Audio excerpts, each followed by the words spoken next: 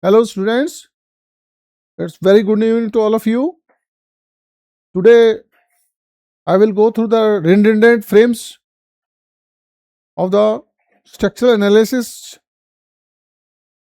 This chapter is very important and it covers Castigliano's second theorems, that is also known as a principle of least work or minimum strain energy stored concept, and how to find the forces in a truss in which redundant members are there. So when a truss cannot be analyzed by the statistical equilibrium conditions, then we will use the method of Castigliano's second theorem, and on the basis of that I will cover some of the PYQ also. And in the engineering services and GATE you will find number of questions in the main exam as well as in the pre-exam. So let's focus on this and let's start. First of all, redundant frames. Statically indeterminate structures are those structures which cannot be fully analyzed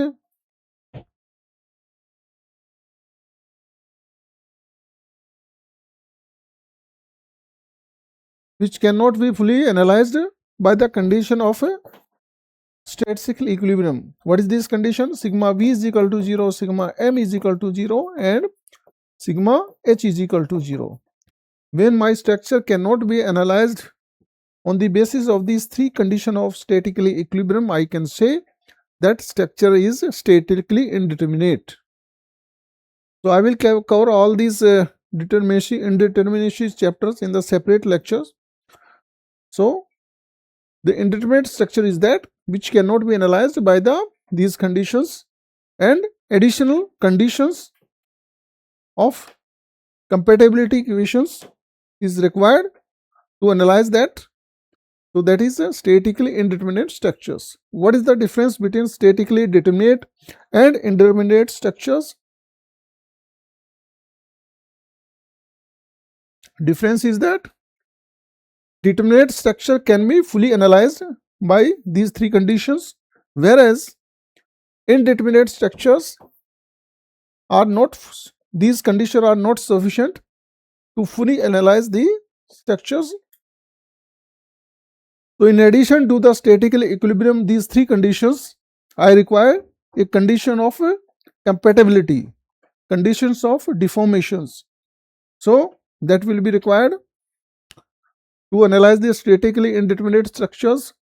Secondly, bending moment at a section or force in any member is independent of the material of the structure or component. What is the significance of material here? What he wants to say, that in statically determinate structures, the force or bending moment at a section on a frame is not dependent on the material. Material means its Young modulus of elasticity.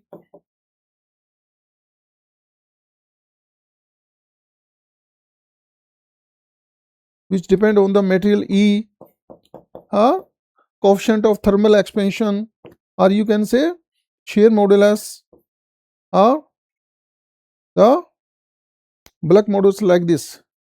So in this case, my bending moment or force in any member is not dependent on the material characteristics, whereas it depends on the component materials. Because to analyze these structures, we require condition of compatibility. Condition of compatibility means condition of deformation, and in this case it depends on Young modulus of elasticity. Like deformation, this is my propped cantilever. If I want to analyze, then in this case my downward deflection is WL4 upon ATI, and this is RL cube upon this prop reaction is R. So in this case it depends on Young modulus of elasticity, or in case of torsion also it depends on the modulus of rigidity. So it depends on the material's characteristics.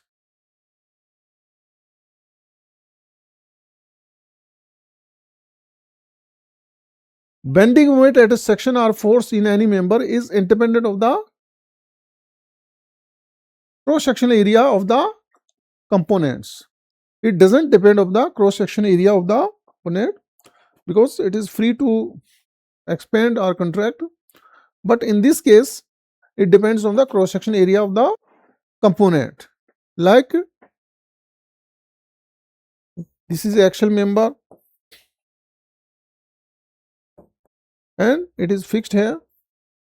The load is applied. This is P1, this is P2. Some reaction will be there. So in this case, to analyze this structure, I need condition of compatibility and my delta will be PL upon AE. So in this case, my net deflection displacement must be equal to 0. That is P1 sigma PL upon AE.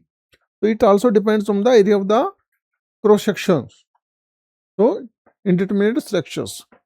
In this case, no stresses due to temperature changes, whereas in these structures, stresses will be occurred due to temperature variation. So suppose I have a fixed beam. So this is indeterminate.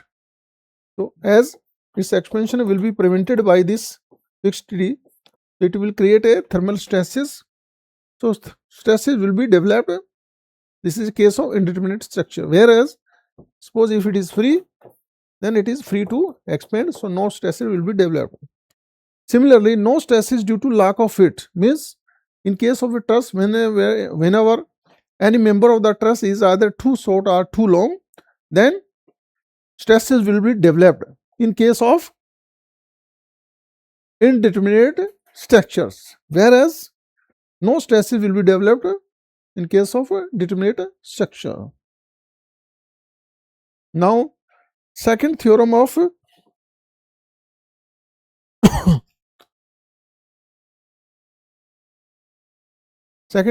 Castigliano. This is very important theorem.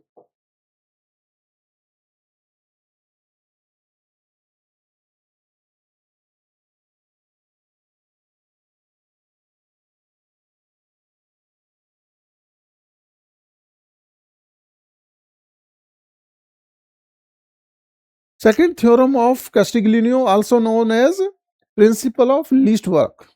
This second theorem is also known as principle of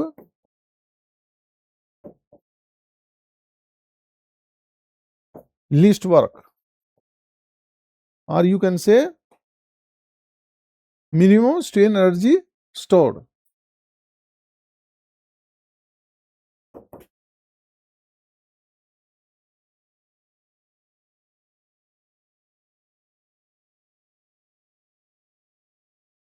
So this is based on this concept. What he says that in any and every case of statical indeterminations wherein an indefinite number of different values of the redundant forces satisfy the condition of equilibrium, the actual values are those that render the total strain energy stored to a minimum. What is the meaning of this?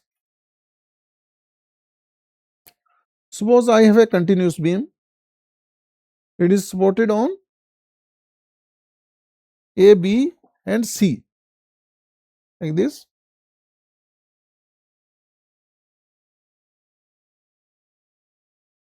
And some load is acting W1, W2.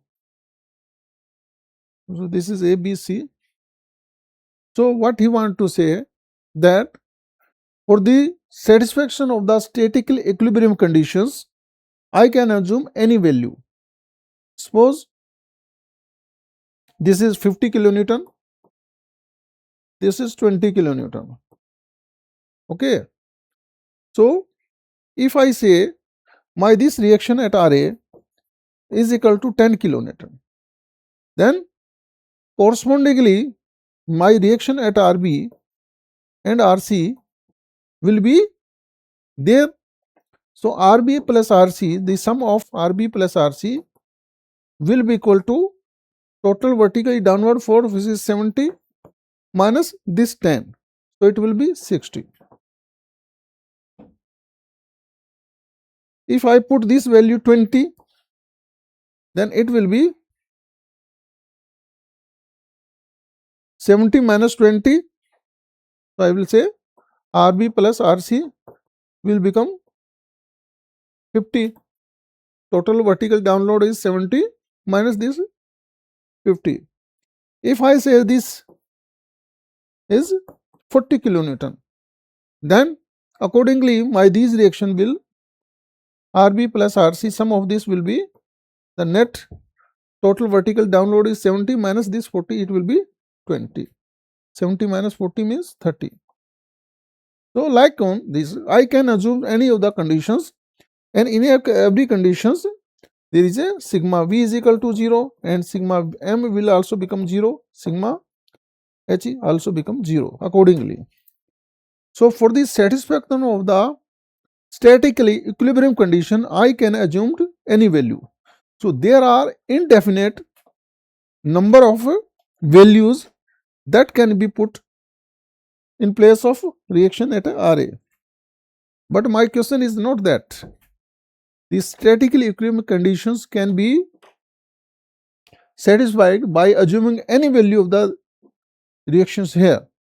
I am not interested in that. My question is that I want to know the exact value of this, so that my statically equilibrium conditions as well as condition of deformation will be satisfied. For that, what I will do, since deflection at this point is 0, at this point it will deflect like this, I know. My deflection at this A is 0. This is a condition of a compatibility. Deformation is 0. So my that value will work for which the deflection at this point is 0. So accordingly, if I say my this reaction is X, if I say my this reaction is X, so accordingly it will be RB plus RC will be equal to this total 70 minus X. So this RB plus RC will depend upon this value, and that will cover the statical equilibrium satisfaction. My question is that I am interested in that value of X for which the deflection at this point is 0.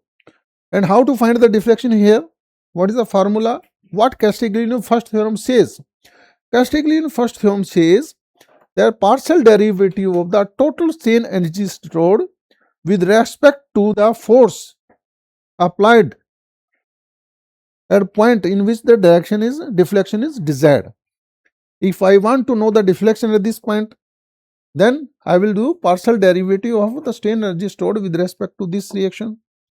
If I want to know the deflection at here, then partial derivative of the total strain energy stored with respect to this load. If I want to know the deflection at this point, then partial derivative of the total strain energy stored. Total strain energy stored is U. Suppose this is U. Then partial derivative of this with respect to the force applied. If I say this force, it will give the deflection at this point. It will give the deflection at this point. And this deflection at this point is 0. Since this point is not yielding, so deflection is 0. And delta U minus delta X is equal to 0. So, according to the Castigliano first theorem, partial derivative of the total strain energy stored with respect to this force X will give the deflection here, and this deflection at this point is 0. And what is this? What is this? For delta U upon delta X is equal to 0 means, if so, my variable is U is a function of X, then if its partial derivative is equal to 0, that is possible only when it is maximum or minimum. So when it is for the maximum or minimum. For y to be maximum or minimum, its partial derivative with respect to the force applied, that must be equal to 0. If y is a function of x, then as per maximum minimum, for y to be maximum, its partial derivative with respect to x must be equal to 0 for y to be maximum or minimum.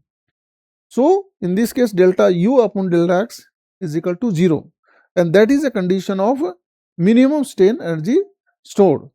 When its second derivative of this will become positive, then it will be condition of minimum. If it is negative, then it is a maximum conditions. So, I will prove that second derivative of this is equal to negative just few minutes later. So, let us focus here. So, this is second theorem. So, second theorem as first theorem is nothing but just the same. First theorem says the deflection is equal to the partial derivative of the total strain energy stored with respect to the any load applied, and this will give you the deflection in the direction of the load or force. And in this case, for the analysis of the structures, I will use that condition. Since my deflection at this point is 0, it means partial derivative of the strain energy stored with respect to this x is equal to 0. With this condition, I will find this value x. So, that value of x will work, for which delta u upon delta x is equal to 0. This will give the deflection at this point, and deflection at this point is 0. Similarly, this is a arch, two hinged arch, and this is indeterminate structures because the unknown reactions are 1, 2, 2 and 2, 4 minus. So, it is basically indeterminate to 1 degree. So, for finding this reactions, the reaction cannot be found by the statical equilibrium conditions, but I know the relative displacement of this point with respect to this B, this is equal to 0. This is a case of arch. As I know, the relative displacement of the two ends, horizontal displacement of this A and B is equal to 0. It means if I assume my reaction, if I applied a pair of forces x and x horizontal reaction, then partial derivative of the total strain energy stored, which is m square dx upon 2I, this is the formula u. So, partial derivative of this with respect to this force will give the deflection at this point, which is 0 in this case. So, that value of the x will do the purpose for which its a partial derivative with respect to this force is equal to 0. Similarly,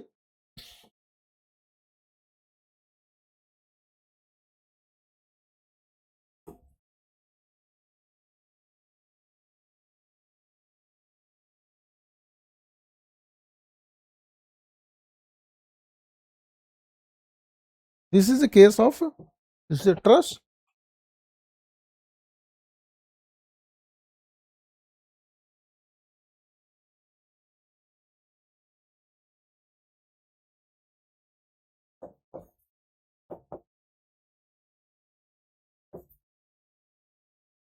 So, in which it is indeterminate internally. So, there are 3 members. So, I cannot solve this. So, if I say this member is redundant, this member is redundant. So, for finding this, I will remove this. So, what is the purpose? I know that the relative displacement of this member, the displacement of this member is equal to 0. If I assume the force in this member is a x force, and I will put the total necessary stored partial derivative of the u with respect to this x will give the deflection displacement of this member with respect to these 2 points, as the relative displacement of this member is equal to 0 as I know. So, that value of the x will be the accurate one. So, that will do the purpose. So, delta u upon delta x is equal to 0. Delta u upon delta x is equal to 0. Delta u upon delta x is equal to 0. And this is a condition of when u is minimum. U is minimum means strain energy stored is minimum. So, this is what Castigliano second theorem. So, this based on the minimum strain energy stored, that is also known as principle of least work. So, the actual value of x can be found from the condition that the deflection at A is 0, horizontal displacement in the second frame and in the truss also 0. So, this is what I have explained. But as per first theorem of Castigliano, in the figure 1, this figure continuous beam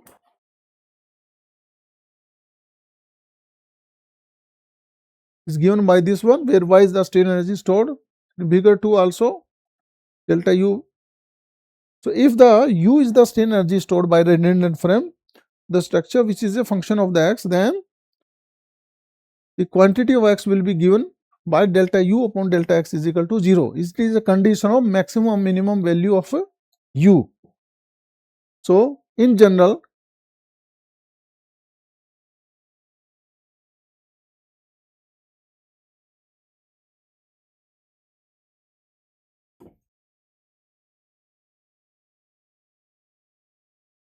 for combined, say my member is subjected to bending as well as axial forces, then strain energy stored will be sum of 2.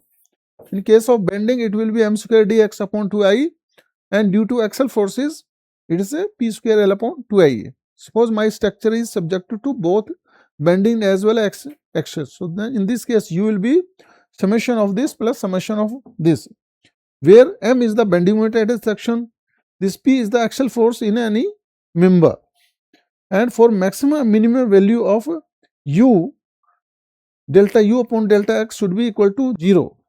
It means delta u upon delta x, that will be sigma, that will be partial derivative of this. First I will differentiate with respect to m, will 2m, then m will be differentiated with respect to x, ds upon 2i, plus this will be, I will differentiate with respect to p first, then delta p upon delta x into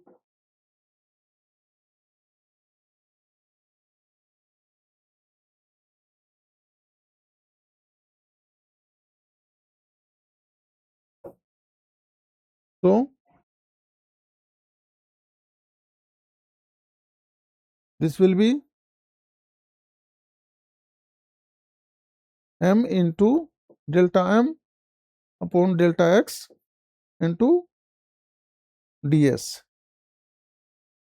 upon ei plus sigma p into delta p on delta x into L upon A. So, this I will get. So, this finally it will be ds upon ei into m into delta m upon delta x plus this L upon A I have taken here, this will cancel. So, p into delta p upon delta x. To test whether it is a condition of minimum or maximum value, what I will do for finding whether, because u will be delta u upon delta x will be 0 either for maximum or for minimum. So, either for maximum value of y u, to u to be maximum or u to be maximum, delta u upon delta x must be equal to 0, maximum or minimum. But I have to choose one of them, whether it is maximum or minimum. For this, I will differentiate it once again. So, if I differentiate it, then it will be delta second derivative of u with respect to x will be, this will be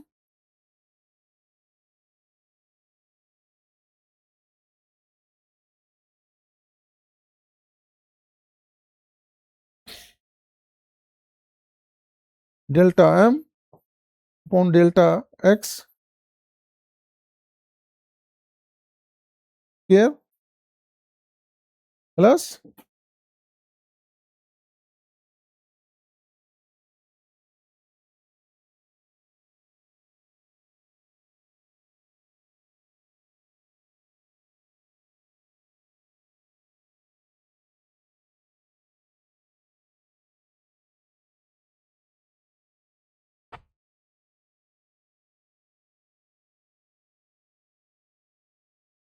second derivative of m with respect to x square plus L upon AE. This will be delta p upon delta x, derivative of this into this means square, and p into delta second derivative of p with respect to x square to ds. So this I will get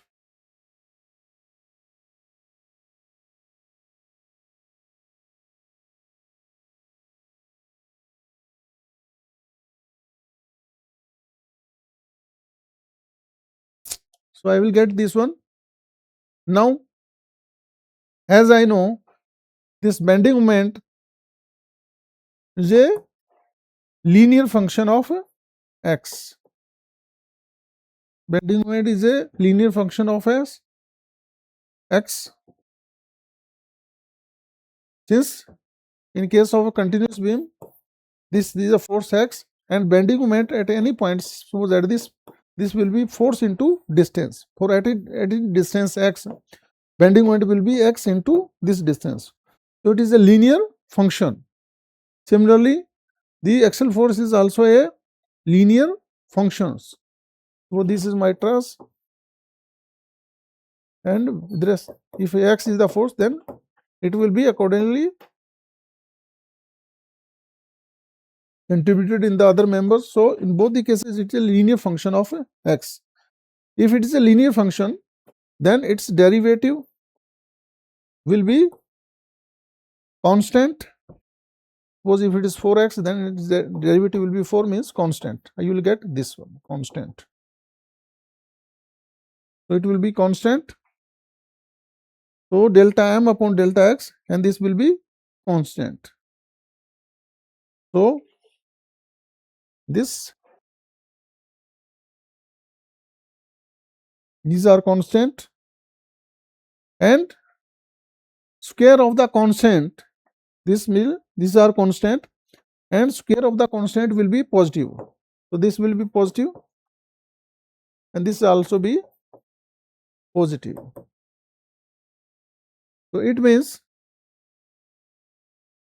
this will be positive, delta m upon delta x square will are positive. Secondly, second derivative of this value, suppose if m is a function of x, then its derivative will be constant, and its second derivative of a constant will be 0. It will be 0. So if I put a value of this will be 0, this will also be 0. This is positive, this is positive. It means the net value of delta second derivative of u with respect to x square, this whole is positive. This whole is positive. It means second derivative of u with respect to x square, and What is this? It means delta u upon delta x square is a condition of a minimum value of u.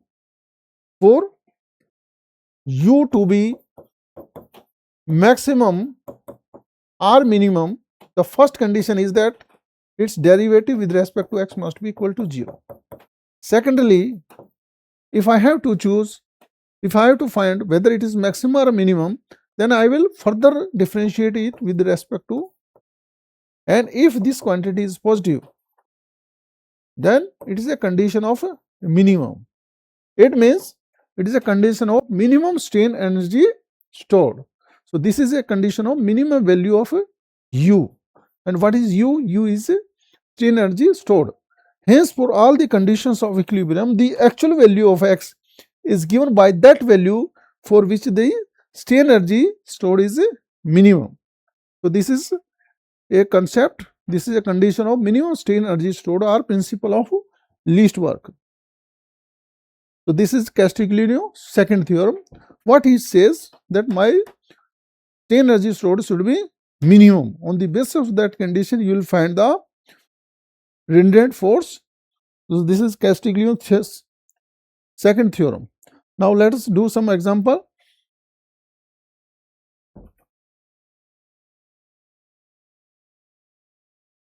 A beam of length L, this is continuous beam of length L, is supported at the ends and at the midpoint as shown in the figure. The beam carries a UDL throughout on the whole span. Determine the reactions at the support by the principle of least work. What is principle of least work? Means Castigliano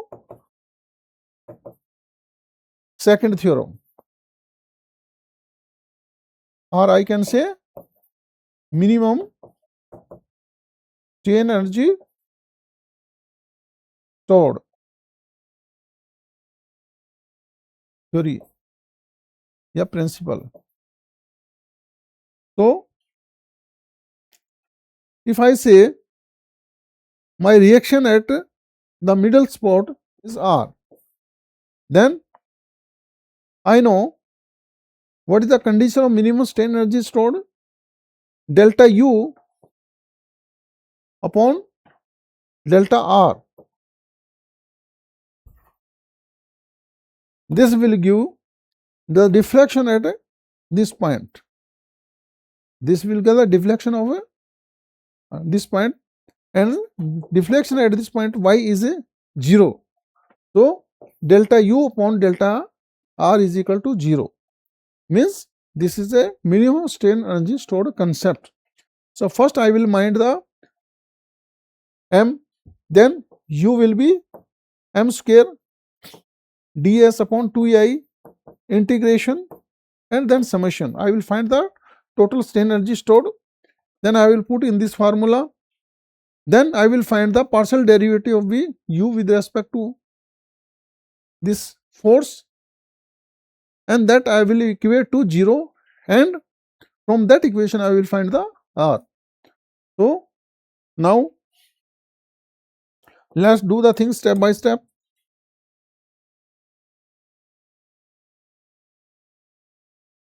Suppose the reaction at the center is R, then reaction at the ends will be, since total load is, this is W into L,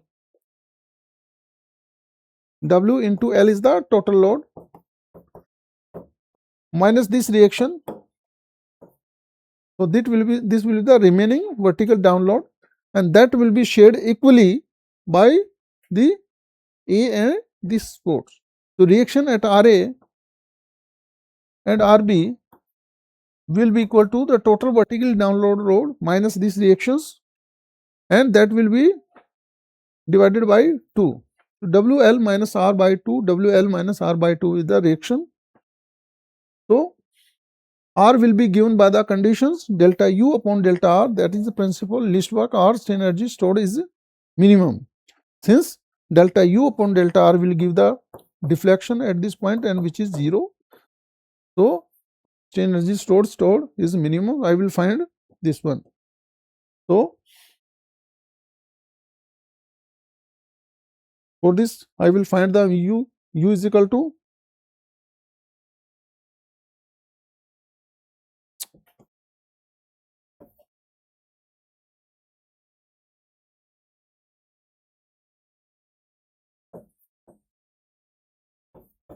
So reaction here are WL minus this reaction divided by 2. So for any section M is equal to WL minus R by 2 into X minus WX square by 2. This is M, and as I know U is equal to summation of integration of M square dx upon 2ei. This is the formula. So for this portion, if I say my M is WL minus R by 2 into X minus WX square by 2, this is M square into dx upon 2ei. So I will integrate it from x is equal to 0 to x is equal to, this is L by 2 here. So x is equal to 0 to L by 2. And whatever will the strain energy stored for this portion, the same will be here due to symmetry. So I will multiply it by 2. So it will give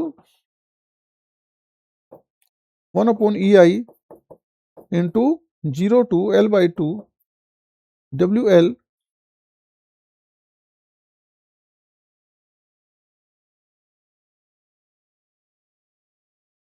minus R by 2 X minus WX by square by 2 into dx. And as I know, its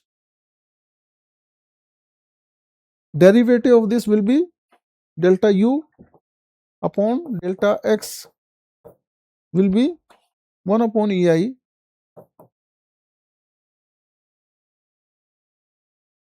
So it will be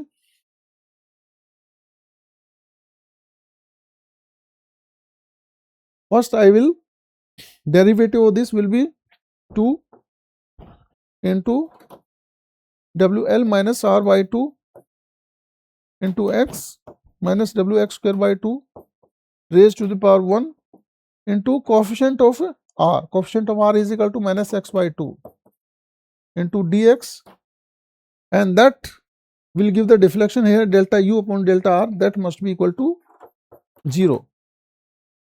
So it means this will cancel this and this will cancel. So I will get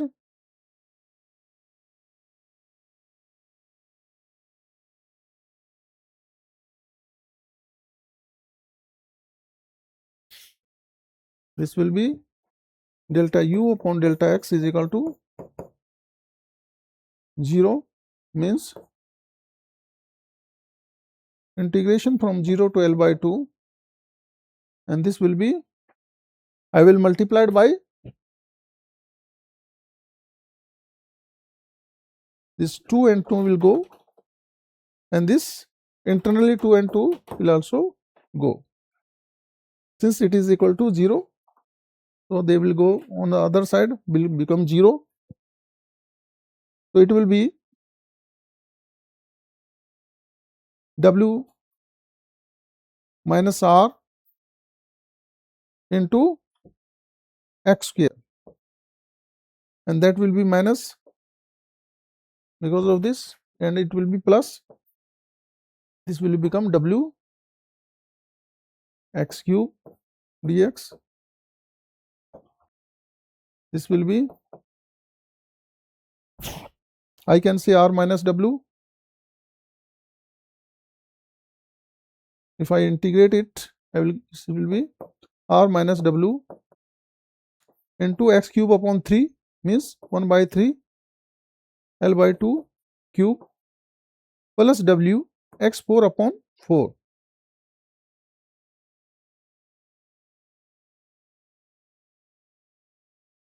is equal to 0. This is equal to 0.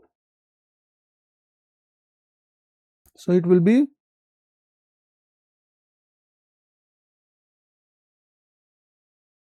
R minus W into L cube upon 8 into 3 24 plus W by 4 L4 on 16.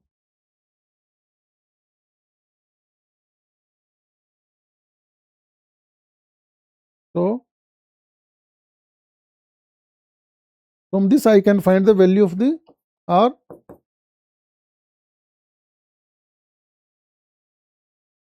So this will become WL upon raised to the power 4 and R is this one.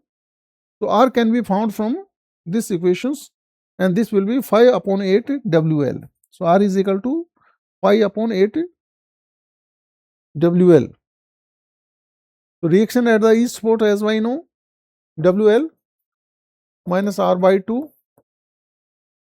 So by putting the value of the R in this equation, I will find this reaction at RA and RB. So this is example number 1. Second example is 3 wires AD, BD, CD. These are 3 wires AD, BD and CD. They are commonly supported at this joint and there is a weight W which is acting on this joint. Determine the tension in the 3 wires.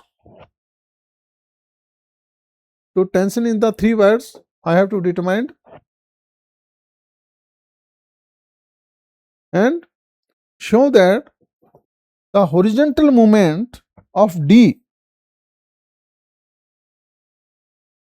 horizontal moment of this D, horizontal moment of this D is equal to 1/7 of the extension of a BD. So the extension of this BD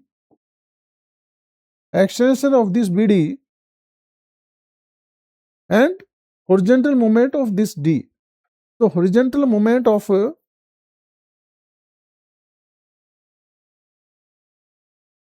this D joint in this direction or in this direction net, that is equal to 1/7 of the extension of this BD.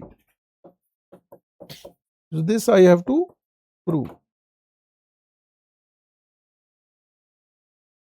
First I have to find the tension in the forces and secondly I have to prove that the horizontal displacement of this joint is equal to 1/7 of the extension of this wire. So let's find the reactions first, tensile reaction forces first in the various members.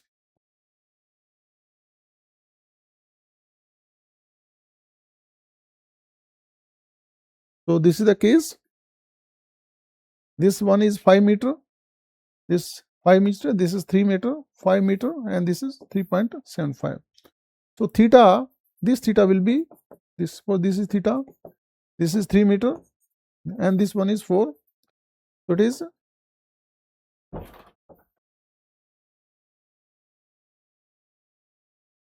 so sin theta, this will be 5, sin theta is equal to 3/5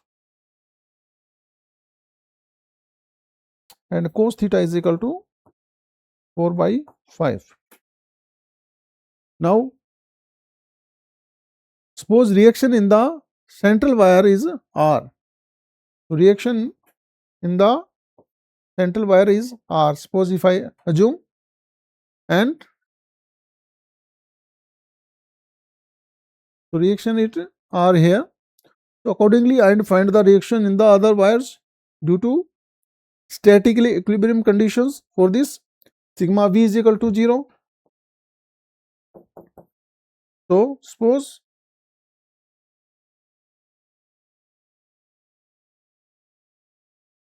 force in this is PAD, force in AD it is like this and force in DC is like this. If I assume this direction, then for sigma V is equal to 0, vertical component of all this. Now if this is theta, this line is normal to this one and this line is normal to this one. So this is theta, this is also theta. This is 3.75, it is 2.25. Now vertical component of this will be PAD sin theta plus vertical component of this will be, this is PDC, force in DC, into cos of this component, plus R is the force or tension in this. So summation of this 3 must be equal to the vertically downward load W. So I can find, since PAD sin theta is equal to 3 by 5, so it is 3 by 5 PAD plus PDC cos theta is equal to 4 by 5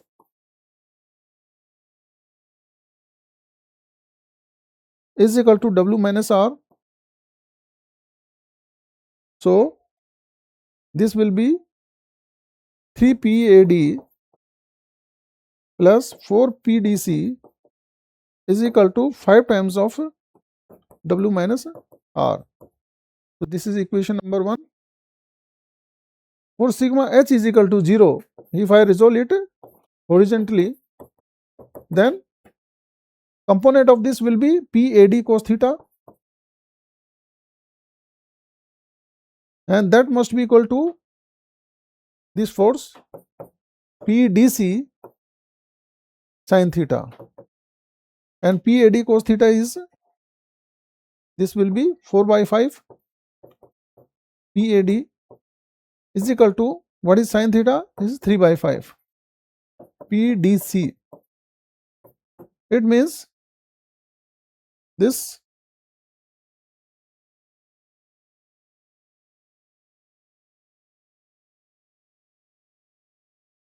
PAD is equal to 3 by 4 PDC. If I put the value of PAD in this equation, so I will get,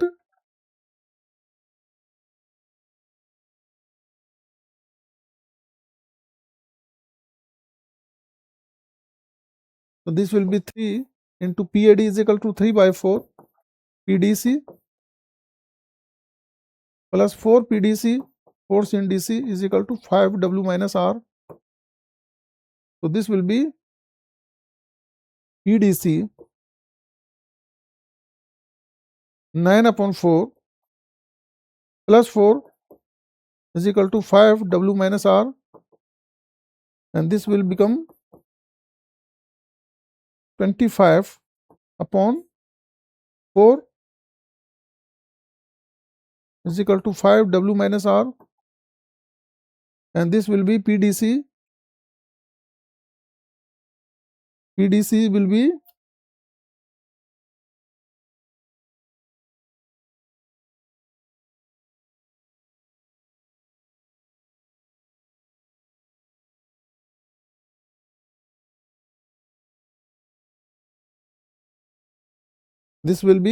PDC is equal to 5 into 4 by 25 W minus R, so it will be 5. So PDC is equal to force in this DC, this will be 4 by 5 W minus R. So this will be 4 by 5 W minus R. Similarly, PDA, this PDA, as we know, PDA is equal to 3 by 4th. This is PDA is 3 by 4th of PDC, and PDC is 4 by 5 W minus R. So this will become 3 by 5 W minus R.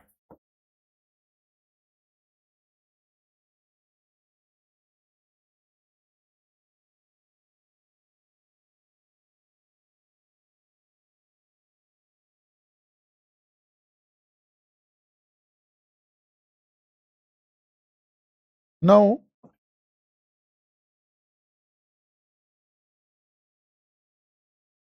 so there are forces in terms of R. I have found the reactions in the various members in terms of R. Now total strain energy stored U is equal to, this is a case of axial forces, means P square L upon 2A, this is the formula. So summation of this will give the total strain energy. So P in this case is, this is A upon A is constants. So this I will keep outside, and it will be, this is the force 3 by 5 W minus R. So square of this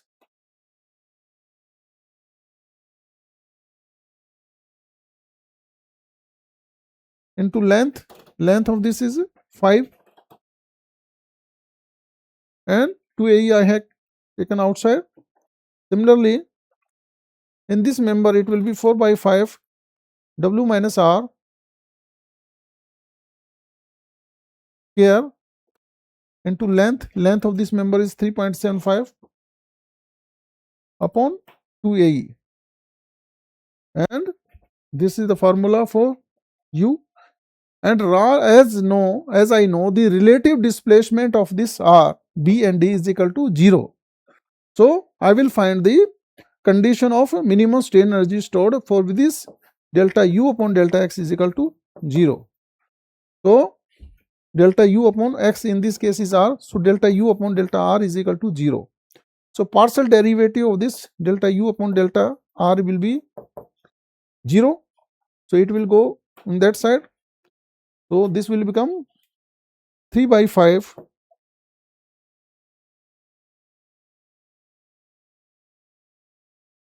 into 2 into W minus R into minus 1 is coefficient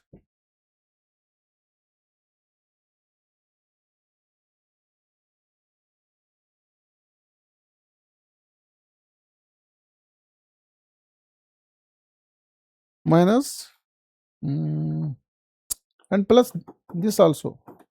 I have not taken this, so this will be R square into length of this is 3 meter. This is also there. So this will become 4 by 5 into 2 WR minus R into length 3.75 plus this will become 2R into 3, and that should be equal to 0. So from these conditions I will find the reaction at R. So this is R will be given by the condition of minimum strain energy stored, means this one. So I will get these conditions.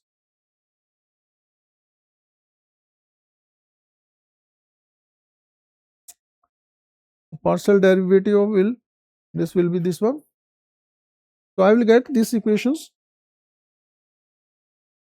and when I put this equal to 0, I will get R and W equation.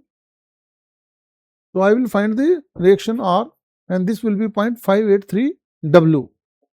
As I know PAD is equal to, force in AD is equal to 3 by 4 force in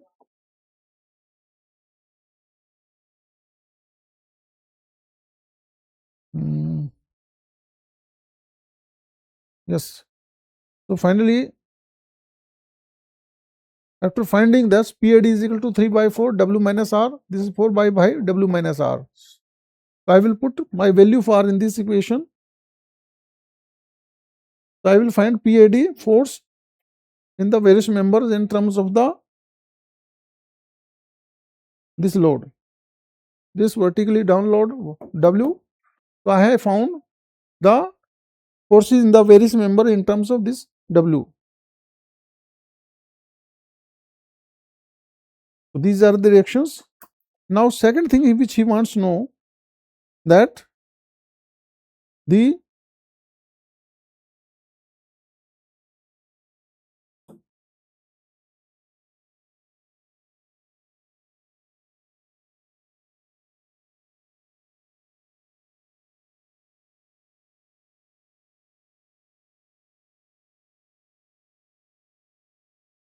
so finally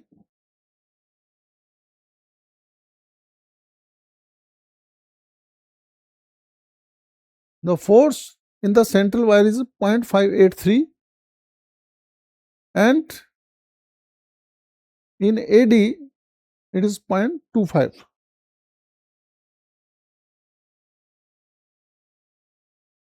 So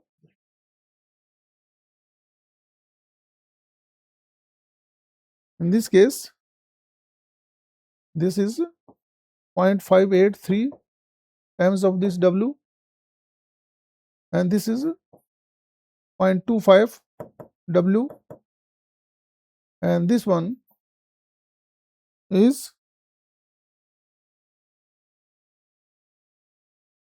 0.33 W.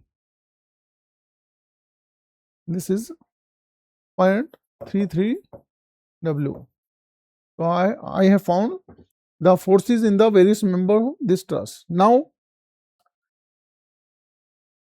second thing which I have to prove that the horizontal displacement of this joint D is equal to 1/7 of the extension of BD.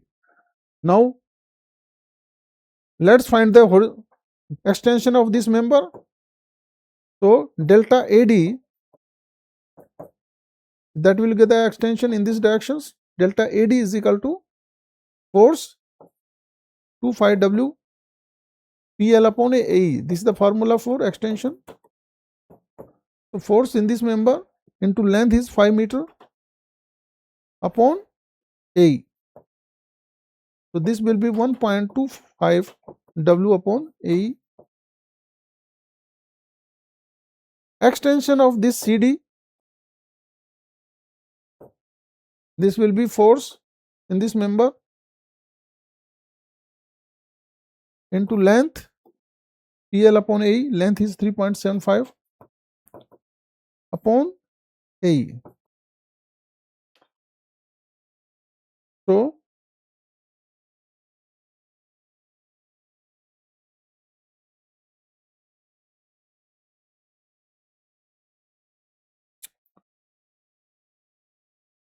now this I will get delta CD. Now this extension is in this directions. This extension is in this directions. So, horizontal component of this extension, this will be cos theta times of this one. So, horizontal displacement, horizontal extension of AD.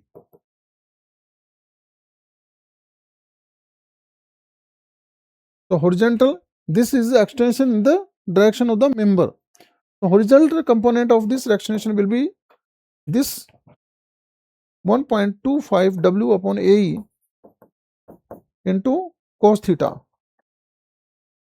means 1 upon 25 W upon AE, and cos theta is equal to how?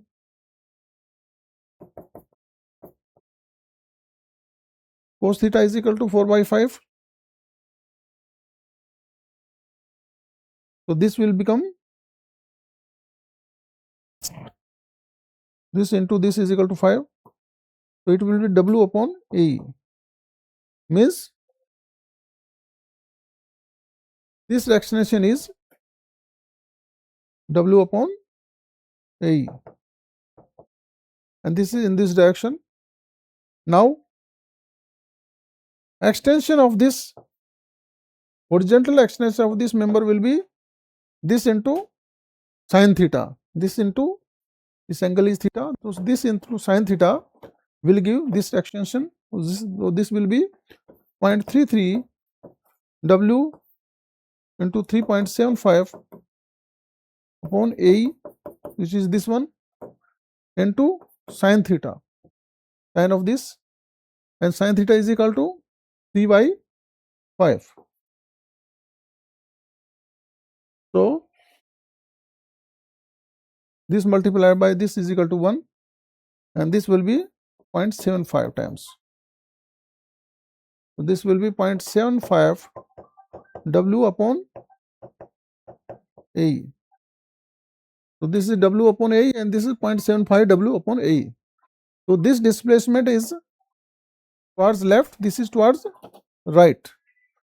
So, net extension of this D will be this minus this. So net extension of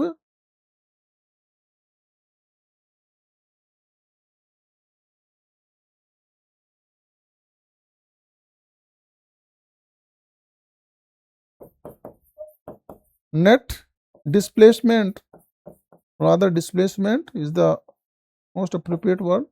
This will be this minus this. So it will be W upon AE minus 0.2575 W upon AE. So this will be 0.25 W upon AE. And extension of this member will be, what will be the extension of this? Force in this member 0.583 W into length is 3 meter upon AE. So this is the extension of this. Now this is the horizontal displacement of the joint D, and this is the extension of this central member. So if I found the ratio of this upon this, it will be, ratio of this upon this will be 0.25 W upon AE divided by this one.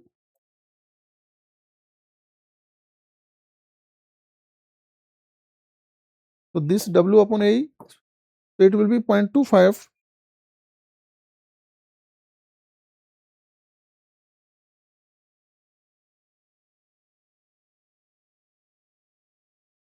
into 3 years also there. So this will be 0.25 divided by this one. So if I multiply by this, it will be 3 into 3 9, 3 to 8,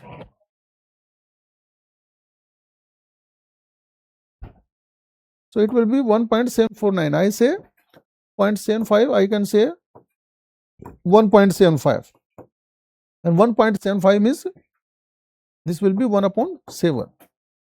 It means the horizontal displacement of this joint D is equal to 1/7 of the extension of this, which exactly I have to prove.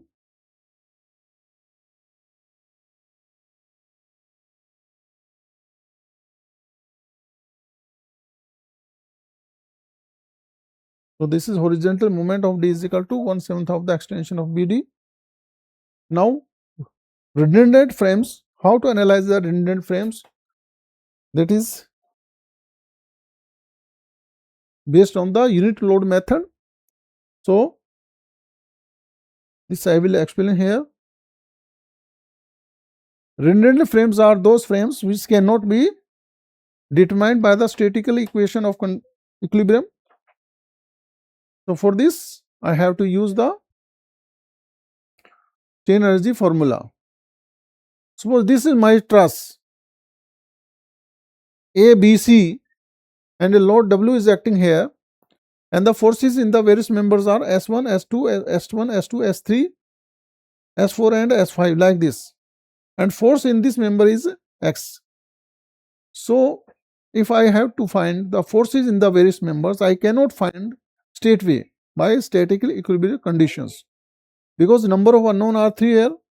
So this structure is basically indeterminate to 1 degree. So for finding the forces, what I will do? Suppose the force in this member BC, suppose in the force in this member is X, this X force. So I can say my structure is like this. If I applied a pair of forces like this, suppose tension in this force in this is tensile, X tensile forces. So I can also replace it by this, both are same. This is a member carrying tensile forces. So if I remove this member and I replace it by applying a pair of X forces like this, so that will also do the purpose. So effect of both the will be same. It means this is equal to this one. So this figure 1 is a redundant frame carrying external load W, and the S1, S2 are the forces in the various members, and X is the tension. I have replaced it by removing this member, and in place of this member I have applied the unit forces in this direction. So I cut it. So this is equal to this frame. So both are same. So in figure 2, the member BC is removed, and but efforts are retained by applying a pair of forces X at B and C. The forces in the various member remain the same or unaffected.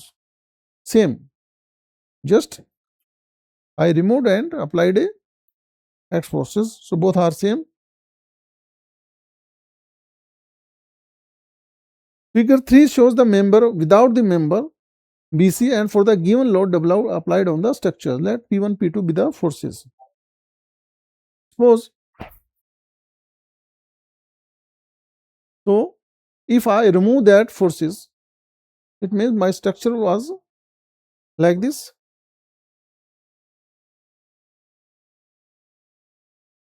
W, P1, S1, S2, S3, S4, S5, like this. And there was a pair of forces X. So this is equal to, if I remove this, if I remove this pair of unit forces, then my structure will become like this. I have removed this one. So let the forces in the various member is P1, P2, P3, P4 and 5. So that this is equal to this one plus this one. In this condition, I have removed the loading and I have applied a unit forces. So this is the frame. So in the first case, this is equal to this plus this. Effect of both are same. In the first case, I have removed this pair of forces X, and I have found the force in the various member because of this load. Then secondly,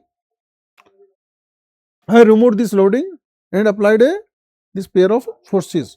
It means this is equal to this plus this. Both are same. So figure 4 shows the frame by removing the external load W and applying a pair of forces X alone at B and C. Let P1, P2 and P3 dash be the forces. So this is equal to this one, and this is equal to this one plus this one. So in the first case, I have removed it and I find the forces because this W. In second case, I have removed this loading and apply this load. So effect is same. So let P1, P2, P dash be the forces. Thirdly, suppose in place of X, I have applied a unit forces 1 unit load. If unit force I applied in place of X, then let the forces, this effect is same, this is same, this one and this one is same. Plus only thing is that if P1 dash, P2 dash and P3 dash, P4 dash, P5 dash be the forces because of this X. So in place of X, I have applied forces unit load, unit forces 1. Then suppose the forces in the various members are K1, K2, K3, K4 and K5. Now because of this unit load 1, the forces here is K1, but force here is X. So due to 1, it is K1. So due to X, it will be multiplied by X. Similarly, this K2 is because of this unit force. So when I multiplied by X, I will get the force because of this one. So this P1 dash is equal to K1 into X. Similarly, P2 dash is equal to K2 into X, and P3 dash is equal to K3 into X. So I have removed this one and applied a unit force in place of X. So if K1, K2, K3 be the forces because of this unit force, then due to X forces, I will multiply this by X, this X.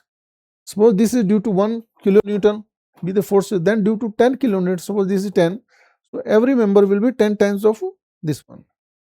So I can say this is equal to, this is due to unit force, and due to X, it will be multiplied by X.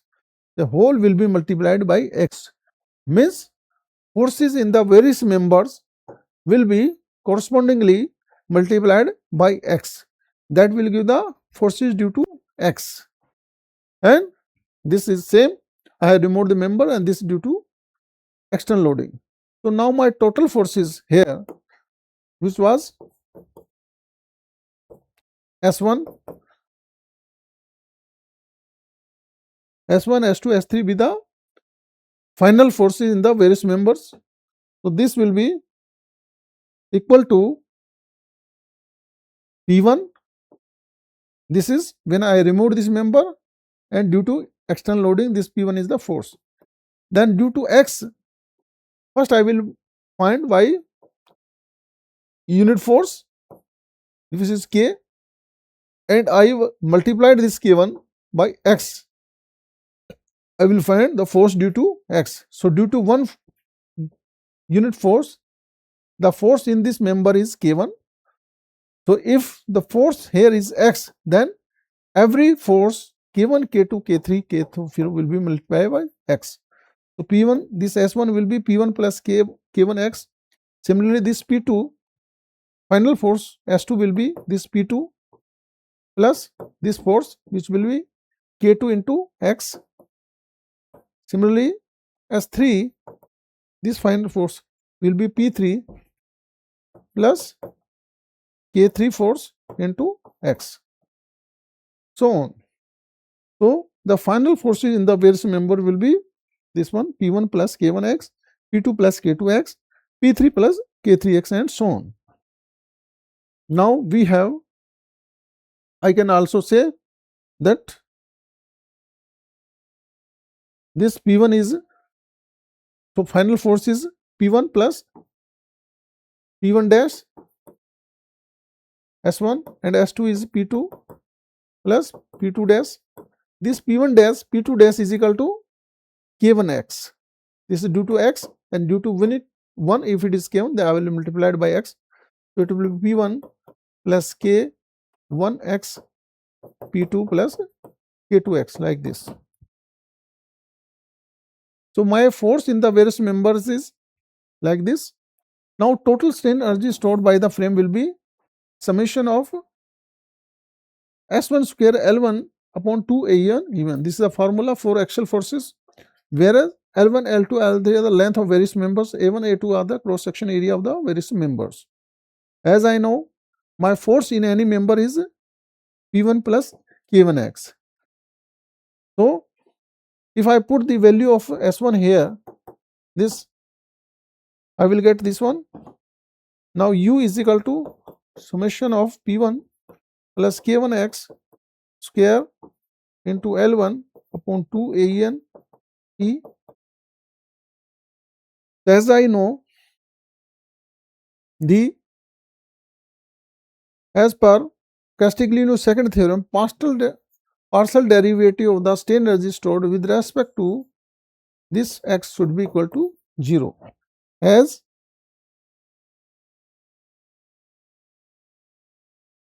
the relative displacement of this member BC is equal to 0, means partial derivative of U, strain energy stored with respect to this force, will be equal to 0. This is principle of Castigliano's second theory, or principle of least work. So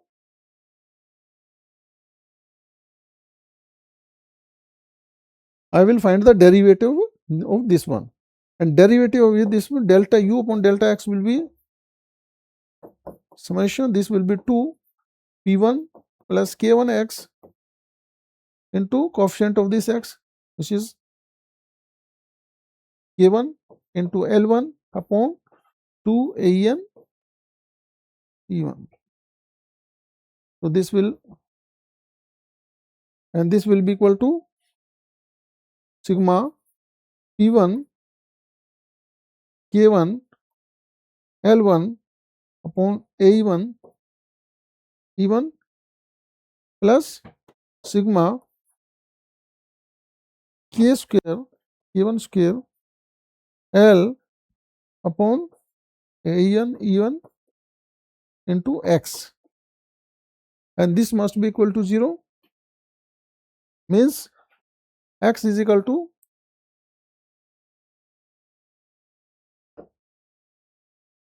minus, this will I will keep on the other side, sigma minus P1 K1 L1 upon AN E1, this, and this side it is sigma K1 square L1 upon AN E1. So X will be this divided by this one, so this will be K1 square L1 upon AN E1. So this will give the X, and what is the X? X is the force, X is the force in this redundant members. So this X will be given by minus sigma P1 K1 L1 upon AN E1 divided by sigma K1 square L1 square upon AN E1. So this is my formula. We call it as a redundant factor. Redundant factor. So I will get this one. So this is formula for redundant factor. When area of cross section A is constant, suppose A is constant, uniform, then this will be divided by this. So I will get this X is equal to minus P1 K1 L1 upon K1 square upon L1. So the following step may be followed for the analysis of the redundant frames. First of all, what I will do, I will find a member BC as a redundant, remove this member and find the forces P1, P2, P3. So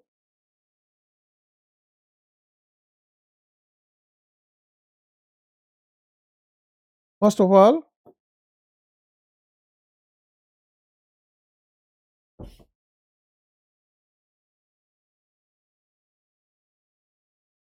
I will remove this member. I will remove this one and I will find the forces in the frames in the various members. Let it be P1, P2, P3, P4 is this. Then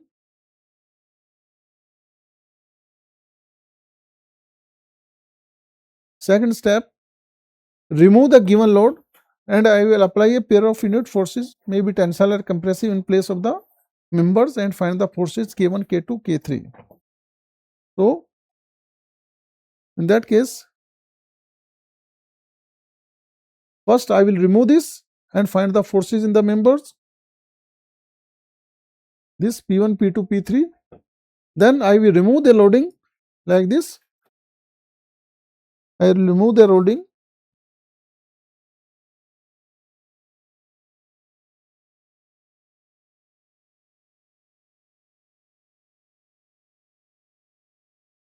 I will remove the loading and I will apply a unit force here, unit force, this one, and I will find the forces in the various members. Let it be Q1, K1, K2, K3, K4, K5.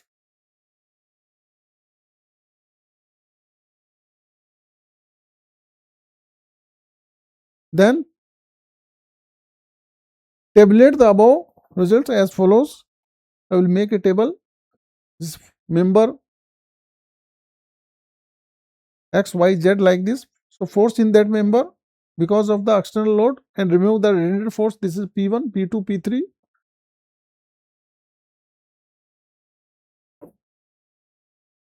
Like this.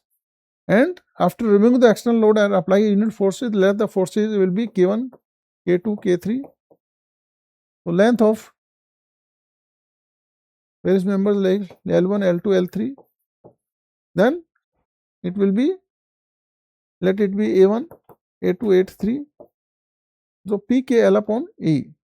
So E is constant. Suppose Young modulus of elasticity is constant, that I will find this PKL upon E.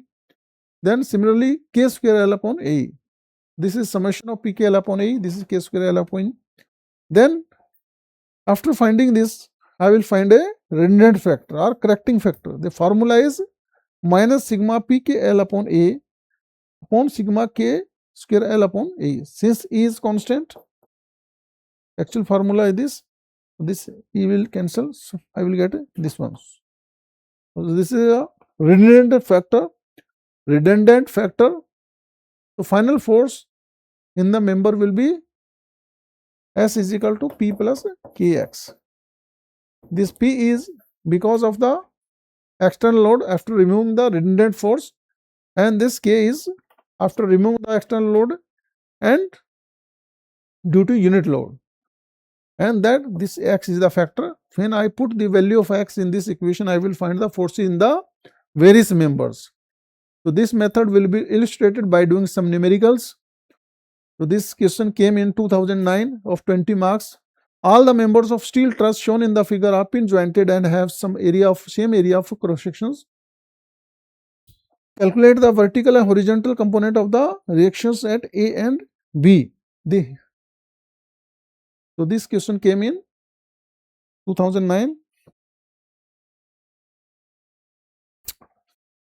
So this is the actual.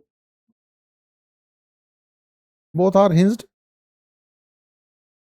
and a load of 6 ton is acting at F.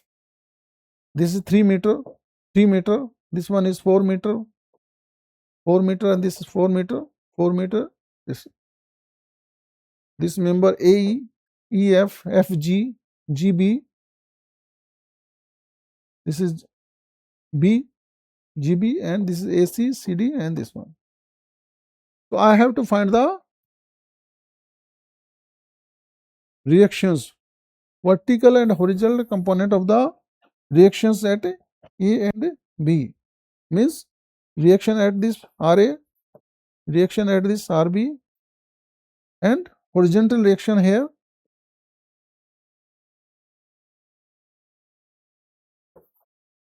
and HP. So these 4 things I have to find. So this structure is basically indeterminate. I can make it determinate if I remove this, I replace it by a roller. If I replace it by a roller, first I replace it by roller. So, and I will find the forces in the various member. Let these forces will be P1, P2, P3.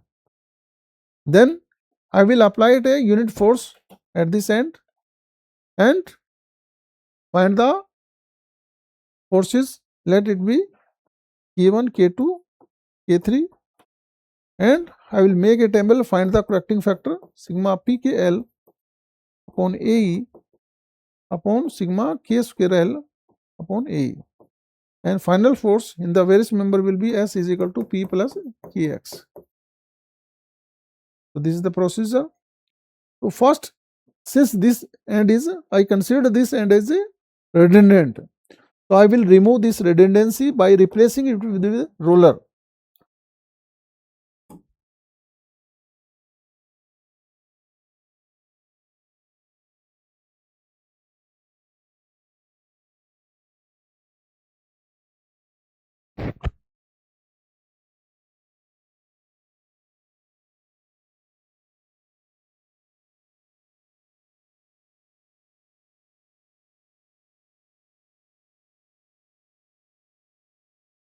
So now this is roller now.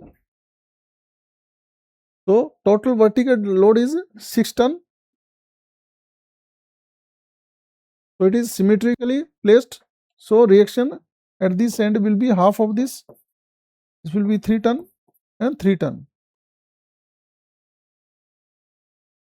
And I have replaced it by roller. So now let's start from one end to another. So if you start from this end, joint D. So Horizontal reaction here at this will not be there due to roller. It is a roller, so horizontal reaction will not exist here. Suppose so.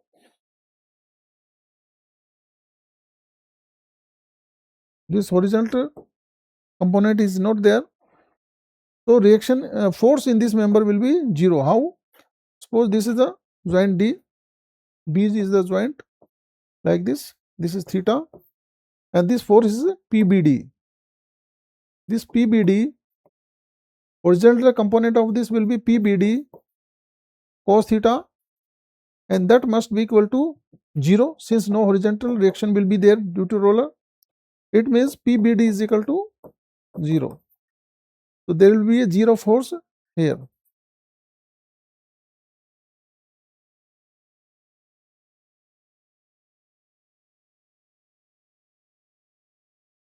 Force in the member is 0. If I resolve it vertically, so this component of this will be 0. It means the force will act as a axial force, this 3 ton. This will be like this, compressive 3 ton. 3 ton compressive force will be there. If I take this joint, and force in this member will be force, this is P GD, this angle is theta, this is theta, and this is, so sin theta is equal to 3 by 5. This is 3, this one is 4, so sin theta is equal to, this will be 5, 3 by 5, and cos theta is equal to 4 by 5, this side upon this. And here also this is 3 meter and this one is 4 meter, so this angle is also theta. This angle is also equal to theta. So if I resolve it, force in this member like this, so component of this, vertical component of force in GD into cos of theta, sine of this theta, this should be equal to 3 ton. P GD is equal to 3 upon sine theta, and 3 upon sine theta is equal to 3 by 5, means 5. So 5 ton force will be in this member, and this will be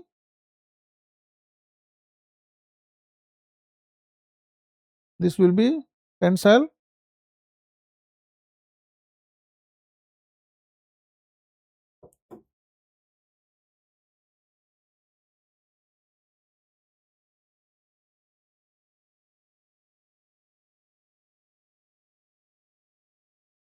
So this is 3 ton, and it will be like this, 5 ton, so that its component will act downward and it is acting upward. Let us resolve the forces at this joint horizontally. So component, this is theta, component of this will be 5 into cos theta, and that must balance the force in this member. Suppose force in this is GD, so this will be equal to force in GF, force in this, so sigma H is equal to 0, so this will be 5 into cos theta. What is cos theta? 4 by 5, it will be 4 ton.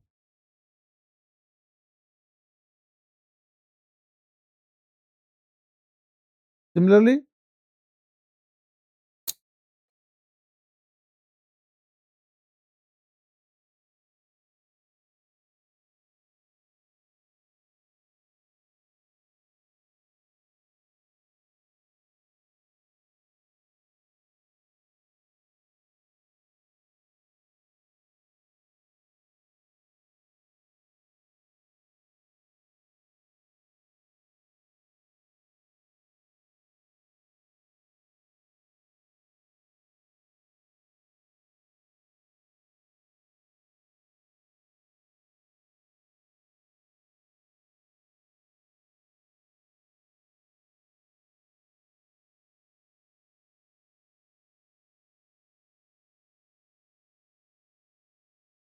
So if I draw a line, this is theta, this will also be theta.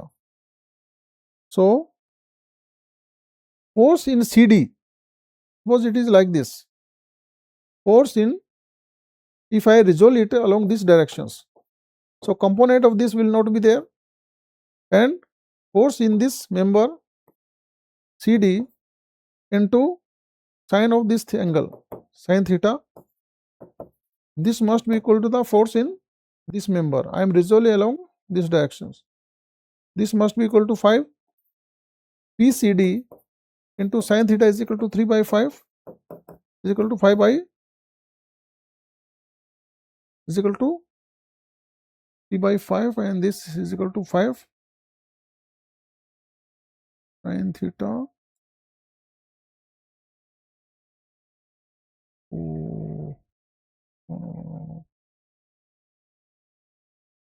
This will be cos theta. See, this angle is theta, this will be theta. This will also be theta. So this will be PCD cos theta, not sin theta. And this will be 4 by 5. So PCD is equal to 4 by 5.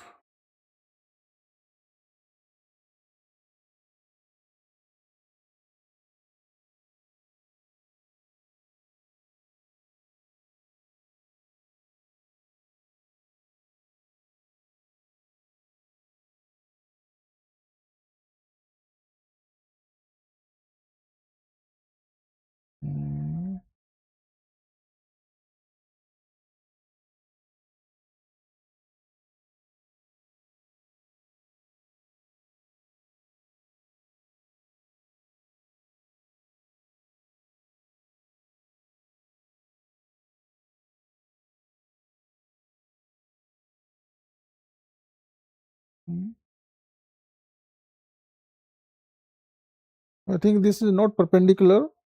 So let's find it from the other side. So since this is not 90 degree, so it is better to start this end. Similarly, this is 3 ton. So if no horizontal reaction here, so no horizontal reaction will be there, it will be 0. So if I resolve it horizontally, the force in this member will also be 0. It means force in this will be the same, 3 ton. Similarly, force in this member, if I resolve it, so it will be like this, and force in EC into sine theta is equal to 3. So force in EC, this member will be 3 upon sine theta.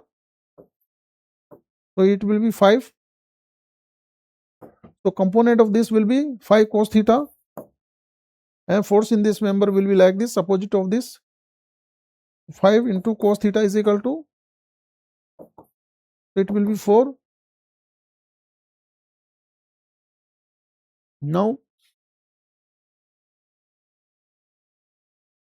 these are my forces here.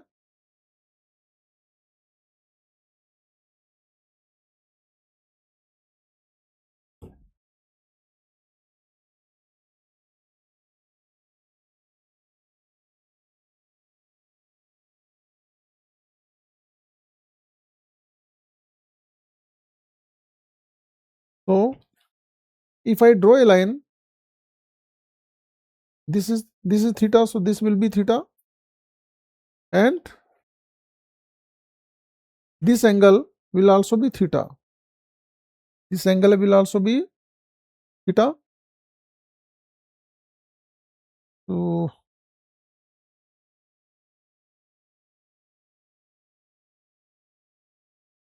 it means if I resolve it vertically, then effect of this will be 0. No effect of this will not be there. So it means force in this member will be same. So that component of this force in FC into sine theta, this must be equal to force in this member is 5 into sine theta. It means force in this member is also 5, but of opposite direction. It will be like this, 5. And similarly, if I resolve it vertically here, so this will also be theta. So component of this will act upward 5 into sine theta plus this force Fd into sine theta. So component of both will act upward and that should be equal to 6. So Pfd plus 5 is equal to 6 upon sine theta. So it will be 10. So Pfd is equal to 10 minus 5. So this force will also be 5.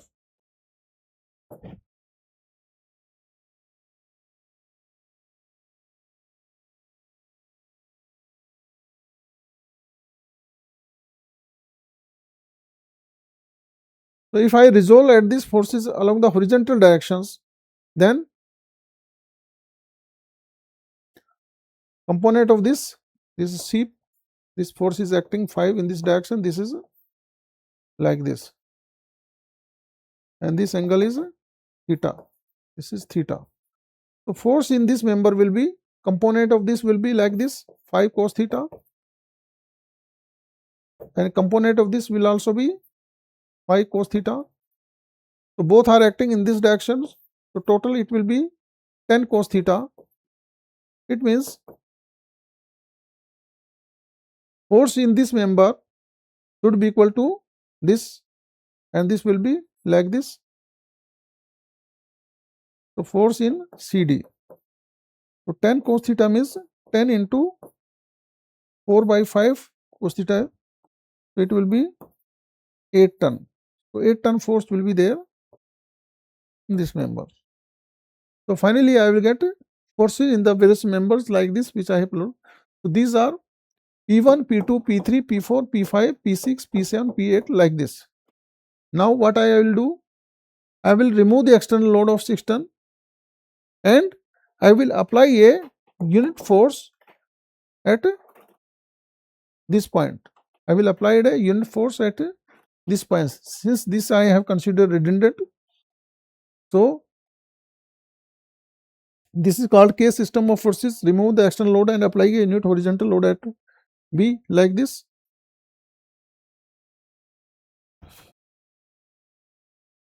So external load I have removed it. So this is 1. So if this is a horizontal reaction at B is equal to 0, so same reaction will be here. For sigma H is equal to 0, HA must be equal to this, and this, if this is acting towards left, so this will be towards right. So this will be 1.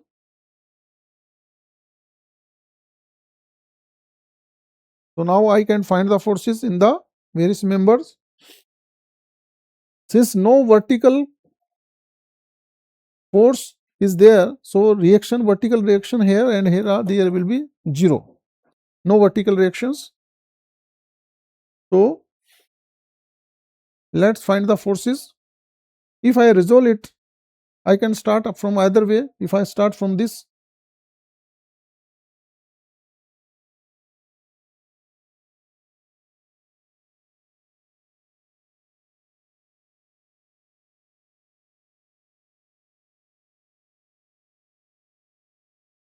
so force in this member, this is like this. This is theta, and vertical reaction is not there. This one is 1. So if I resolve it horizontally, the force in this member will be like this. So that its component will be 1. This is 1 is equal to, this is force in this is PKAC into cos theta. This must be equal to 1. Cos theta is equal to 4 by 5.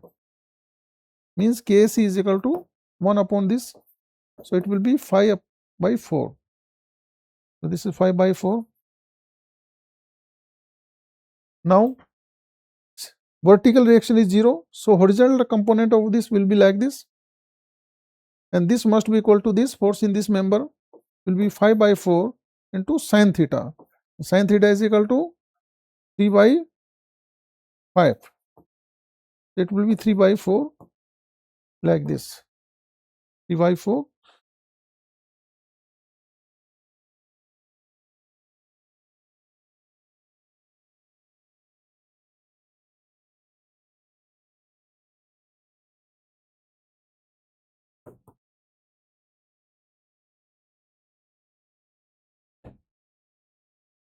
At this joint,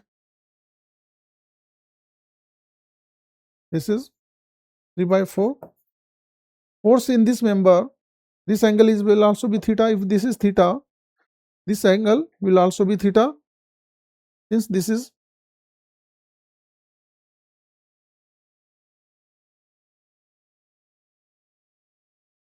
this one is 3 meter and this is 4 meter. So 3 by 4 is 5. So theta is same. Now component of this force, suppose it is like this. This is EC. So force in KEC into sine of this angle must be equal to component of this 3 by 4. So KEC is equal to, this is 3 by 5 cosine theta. So KEC is, force in this member is will be 5 by 4. So this force will be like this, 5 by 4. Similarly, its component for sigma h is equal to 0, or sigma h is equal to 0, this component of this will be 5 by 4 into cos of theta. Cos theta is equal to 4 by 5. So it will be 1. The force in this member is 1.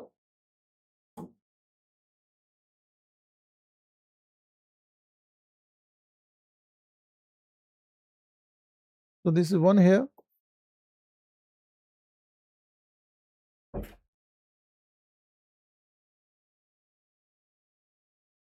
Pi by 4. Now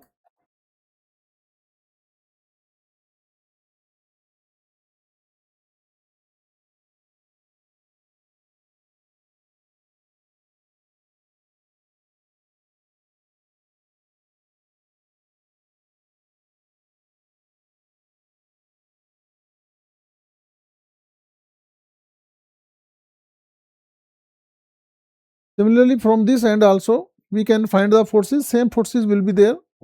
So this will be 3 by 4, same, both are symmetrical, and this will be 5 by 4 here, and this will be 5 by 4, and this will be 1, like this. So it means horizontal forces are balancing here. So force in this member will be, to find the force in this member, what I can do, I can find the force in this member also. Suppose if I take this member, I extend it like this. So if this is theta, this will also be theta. If I resolve the forces along these directions, so this will be 5 by 4. Component of this will not be there, because force in this is KCD. This is KCD. So KCD into cos of this angle, cos theta, must be equal to the force KCD cos theta is equal to 4 by 5. So KCD is equal to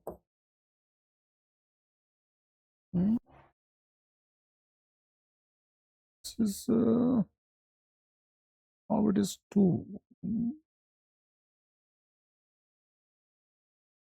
I think same problem is there.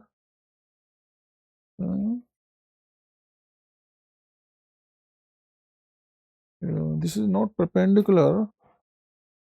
It is better to find the forces.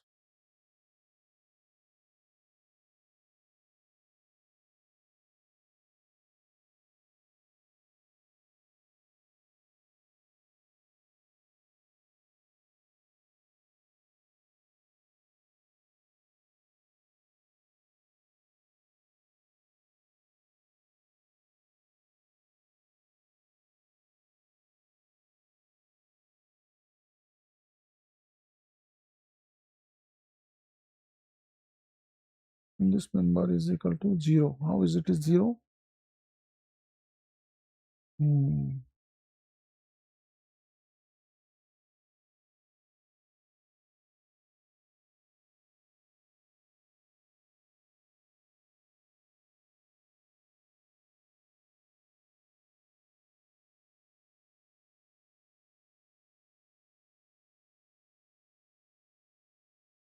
Let us find the force in this member by taking this joint. So this is F, and these are equal and opposite. This is 1, this also is 1.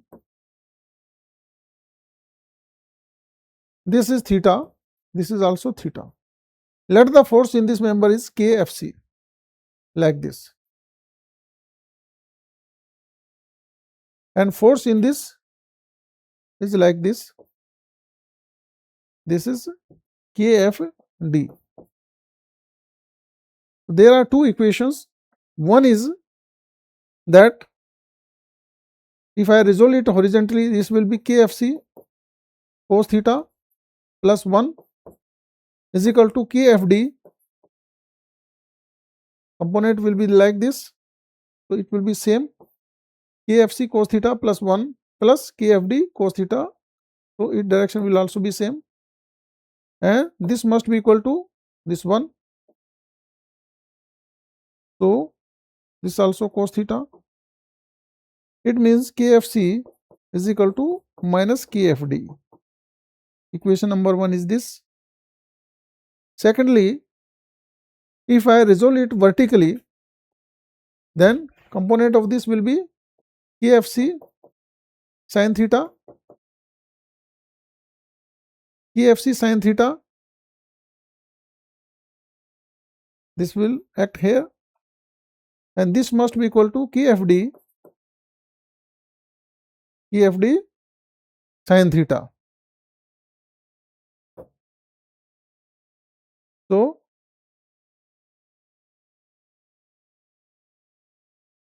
KFC is equal to KFD. KFC is equal to KFD. So force in both the members are same. So KFC, no, this I think some problem is there. I found the forces. Let's see.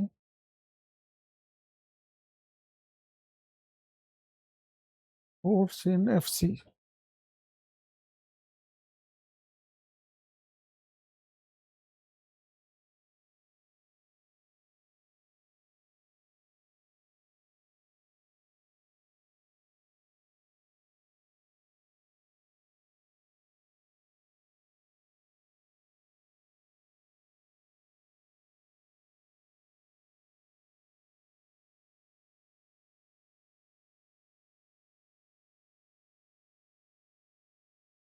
DF like this.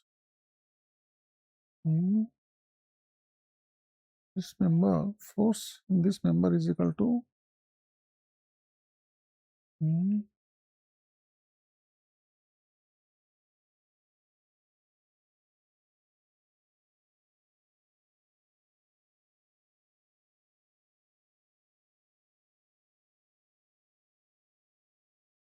this.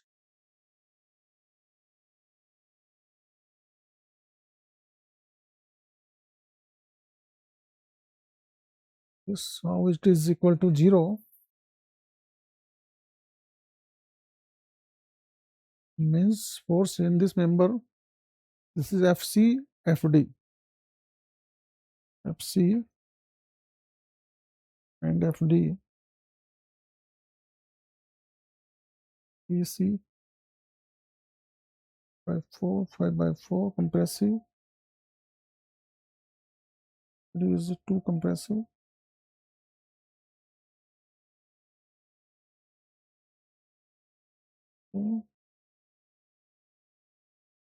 cancel.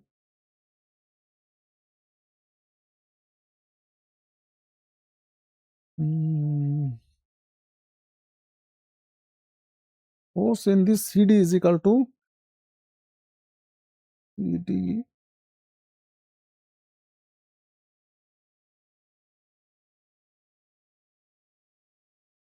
2 into 5 by 4 cos theta. So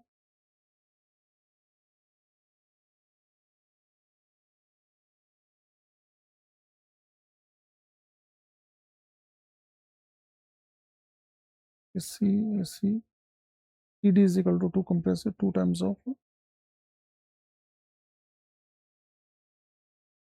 force in DF and FC is equal to 0.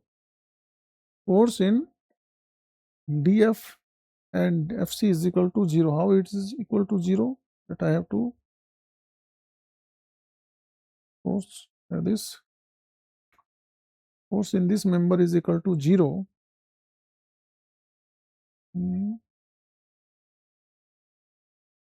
Yes, this is C.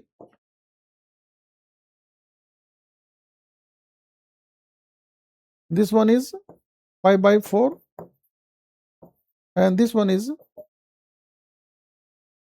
5 by 4. This angle is theta. It means this is also equal to theta. Let us resolve the forces vertically. And force in this FC CF is, suppose force in this is K CF. If I resolve it vertically, then it will be 5 by 4 sin theta. Component of this will be like this.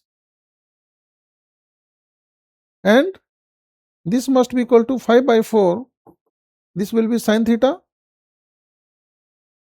It will act like this. And the same direction of this force will be KFC. This angle is also equal to theta.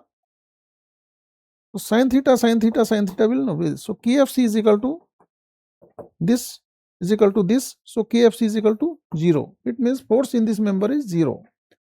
And resolve vertically. If this is 0, then if I resolve it vertically here, force in this member will also be 0. So now there is K1, K2, K3, K4, K5 like this. These are the forces because the unit force here, and these are my P1, P2, P3 forces. Now let's make a table. So this is the table.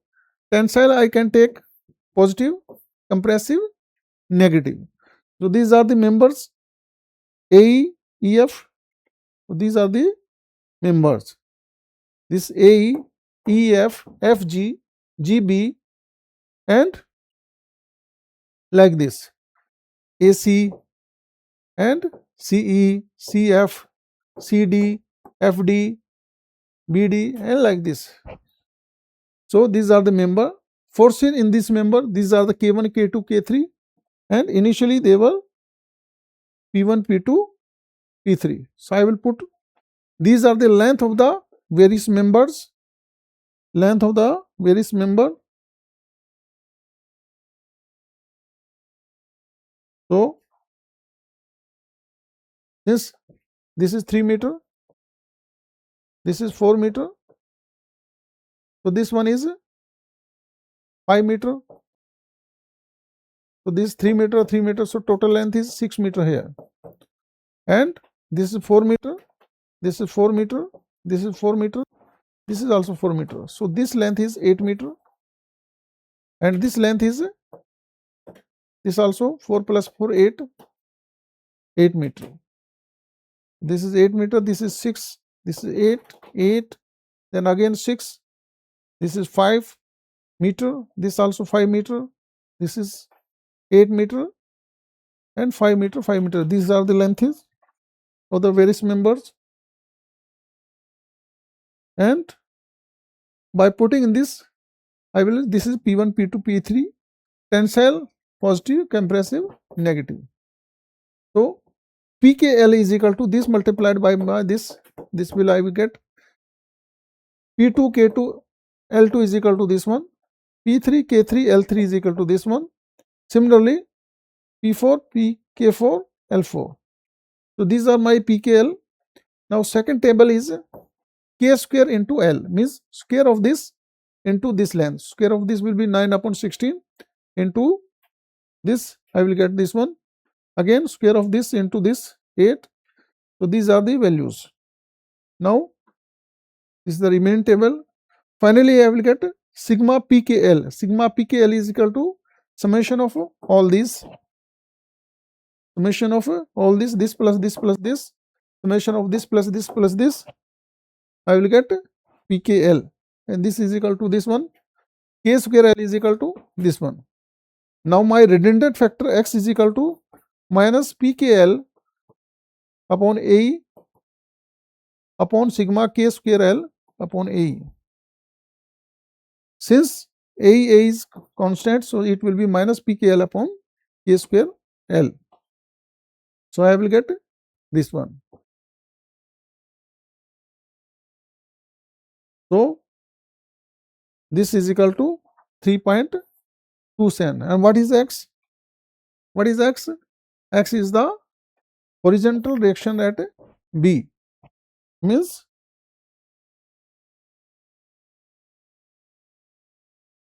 this I have considered as a redundant after applying a force there.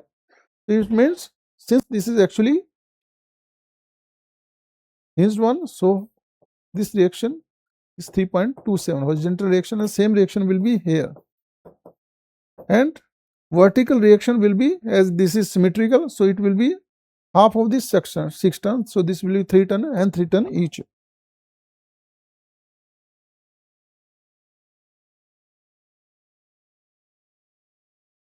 Another numericals. Find the forces in the members of the truss shown in the figure. The truss is hinged at A, and so this is my truss. It came in 2009 zinc service 20 marks. This is my truss, and this is hinged roller 2 ton, 4 ton and 2 ton.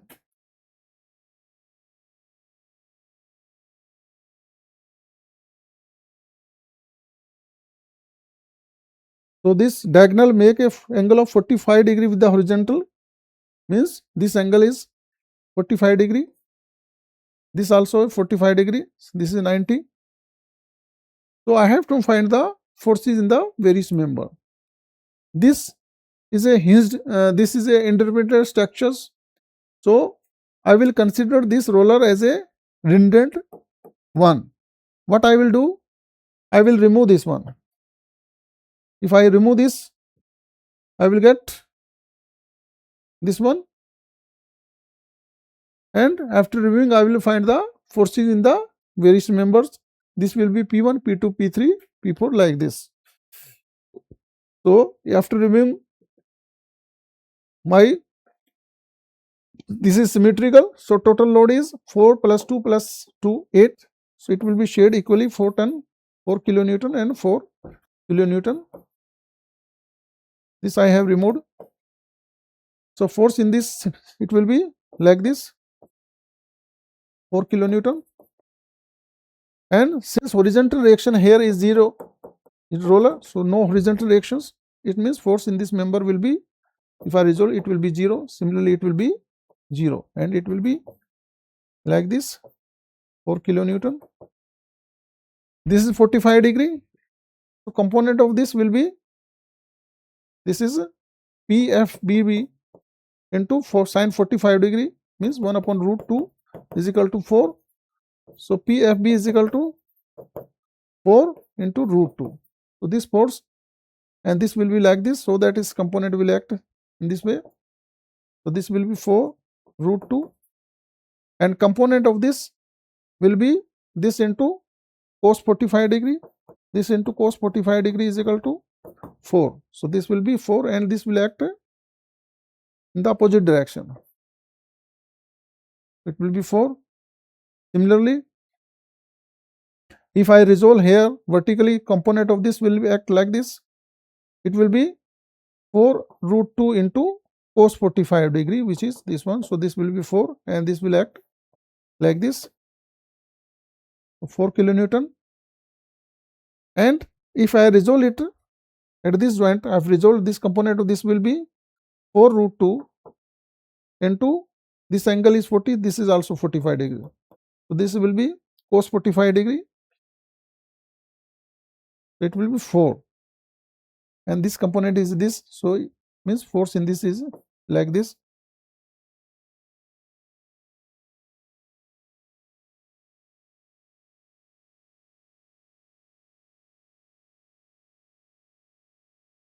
Similarly, this is 45, this also 45 degree. So force in this member will be, component of this will be, suppose force in this is P GC into sin 45 degree, means this is equal to 4. This will act in this way. So this will be 4 root 2. At this point, suppose if I resolve it vertically, so component of this will not be there. Straight away this force will be resisted by this, like this 4, and component of this will be 4 root 2 into this will be cos 45 degree. So this will be 4, and this 4, this is 4, this also is 4, means 8 kilonewton force will act in this direction. So to resist this, force in this member will be 8 kilonewton, and same force will transmit here. For sigma h is equal to 0, it will be 8 kilonewton. Since similarly, like this, force in this member will be 4 root 2, and this will be like this 4, and this force component of this will be like this will be 4, and component of this will be 45 degree, so it will be like this 4 root 2, and if I resolve it, this is 45 degree, it will be 4, so this is 4 kilonewton. So now these are my forces P1, P2, P3, P4, P5, like this. Now these are P system of forces.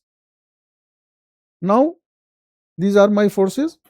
I will remove the external load, 2, 4 kilo, I will remove all this external load, and I will apply a unit force here, which is redundant. Initially I considered this as a redundant, so after removing this, I will find the forces P1, P2, P3, then I will apply a unit force here, then again I find the forces in the various member, that will be K1, K2, K3.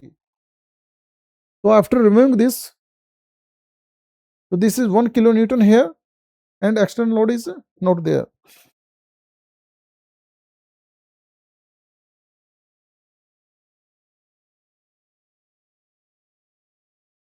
So this is 1 kilonewton upward at the center, means reaction at both R will be downward, this is upward, so this will be downward, and this will be 1/2 of this, 1/2, 1/2, like this.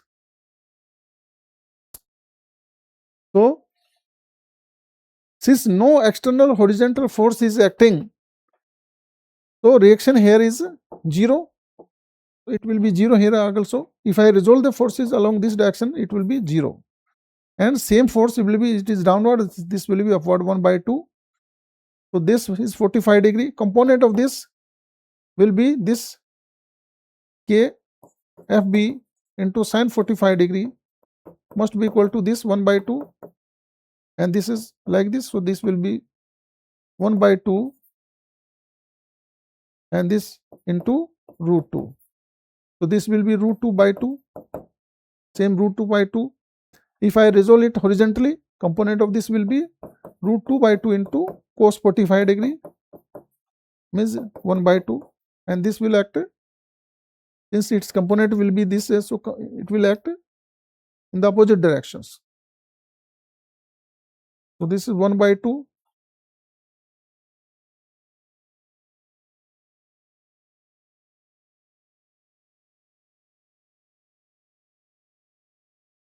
same. So if I take this joint, and let's take this joint first. So this is root 2/2.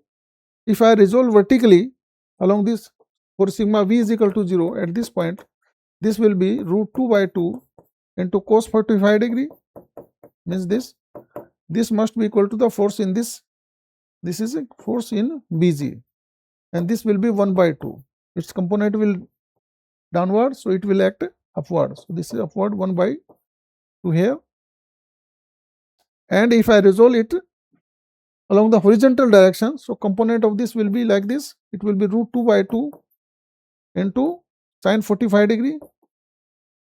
This must be equal to the force in BC. So this will be 1 by 2 opposite direction, K 1 by 2. Similarly, for sigma v is equal to 0,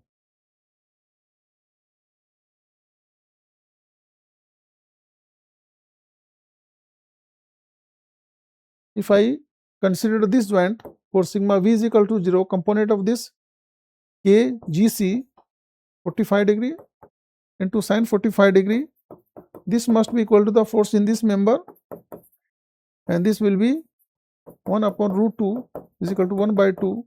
So force in this member will be root 2 by 2, and this will be in the opposite direction.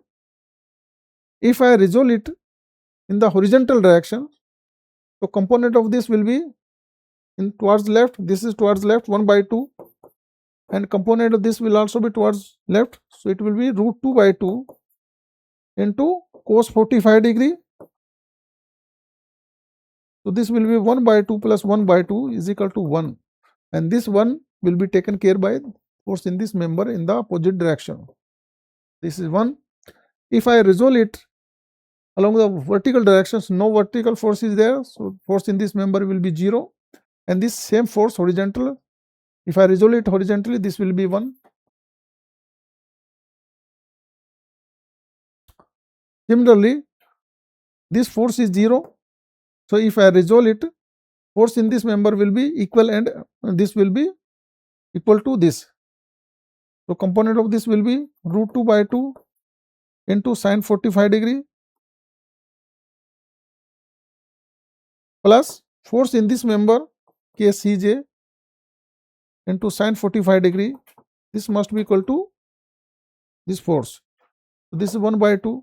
So this will be K in CJ CI is equal to 1 minus 1 by 2 into divided by sin 45. So root 2 by 2, same force. So if I resolve it horizontally, its component will be this way, its component will be this way. So this plus this will be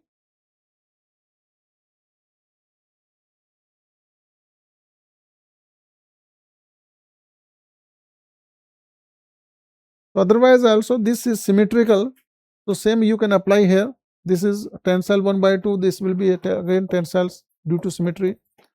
This force in this is symmetrical too, so this is compressive, this will be root 2 by 2, and this is 1 by 2 tensile, this will 1 by 2 tensile, and this force is 1 by 2 tensile.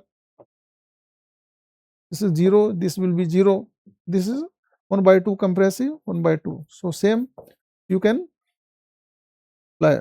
This is symmetrical, so first half is equal to the second half.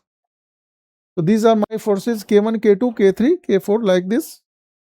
Now I will make a table. This is PKL, PKL. AE is constant,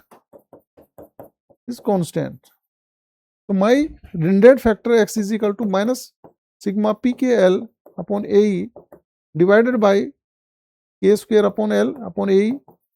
This AE constant, so it will be sigma PKL upon sigma K square L. So these are the various members AF, FG, GH, IJ like this. These are my various members, and these are my P1, P2, P initial forces. These forces correspondingly. Then K1, K2, K3, these forces. Then length of the every members. So length of this is L, this is L, so this will be L by L root 2 by 2 inclined members, it will be this one. So these are my lengths, and now PKL is equal to this multiplied by this will be minus 2L minus 6L like this, and this is K square L, square of this into L, square of this into L correspondingly, and finally this is the whole table. So sigma of all this is sigma PKL is equal to this one, and sigma K square L is equal to this one L. Now my redundant factor is equal to, this is the formula, this is uniform, so this will be x is equal to minus PKL upon K square L. When I divide it to this L and L, this will be 6.59. So it means force in each member will be, as we know, P plus Kx. So by putting in the, so these are my forces in the, so this is correspondingly P plus X into K. So S1 will be P1 plus X into K1, S2 will be P2 plus X into K2, S3 is equal to P3 plus X into K3. So correspondingly you will get these forces in the various members. Otherwise also you can make a separate column here. After you can make a separate column here for this. After finding the X factor, you can make S is equal to P plus Kx. So this P plus K times of X. So this is K, and you can put in this formula this X is equal to this. So you can straightway find the forces in the various members. Let's take another numericals. A pin jointed frame of uniform metal. This is pin jointed frames A, B, C, D, E, F. So this is my frame, and the ratio of length to cross section area is same, means L upon A is constant. The frame is hinged to foundation at A and F. This A and F, this is hinged and is supported on a horizontal free roller bearing at D. This is a roller D. Taking the material EF as redundant, taking the member EF as redundant, means this member EF, if I consider this redundant, find the magnitude and kind of force in EF, So this is redundant, I have to find the force in this member. Let the force in this member is X. So this is redundant. What I will do, first I will remove this one and find the forces in the various member. I have removed this and I will get this one. After removing, so this will be like this will not be there. So this is 50 kilonewton. So the reaction here will be 50 kilonewton, and this is 2. This one is also 2. So means this angle is 45 degree. This is 45 degree. Same reaction 50 kilonewton. So it will be like this 50 root 2. Component horizontal reaction is 0 here. Component of this will be like this. It will be 50, and the same force, this plus this. So it will be force in the KCE into sin 45 degree plus this 50 upon root 2 into 45 degree is equal to 50. So it means force in this member, if I take this 45 degrees, so it will be 50 into root 2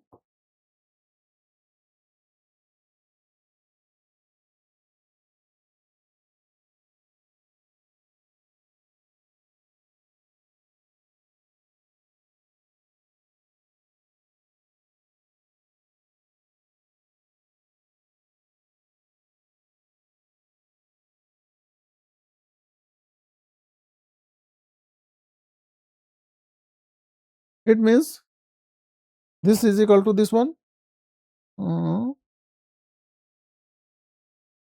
50 root 2 minus 50 root 2. It means force in this member is 0. Force in this member is 0. It will be 0. Now component of this will be 50 root 2 into cos 45 degree. This will be 50. It will be like this. And due to symmetrical, the force, this is 50 kilonewton, 50, the symmetric force here will be the same. No horizontal reaction. This is a roller. So net external horizontal reaction will be 0. So it will be same. Root 2. This will be 0. And if I resolve it horizontally, this force will be like this. So now these are my forces. These are P1, P2, P3, P4, P5 forces. Now I will remove this external load and I apply a unit force at both the end, at this E and F. This is a horizontal member. I will apply a pair of unit forces, a pair of unit load at E and F, and I will find the forces. Now what I will do?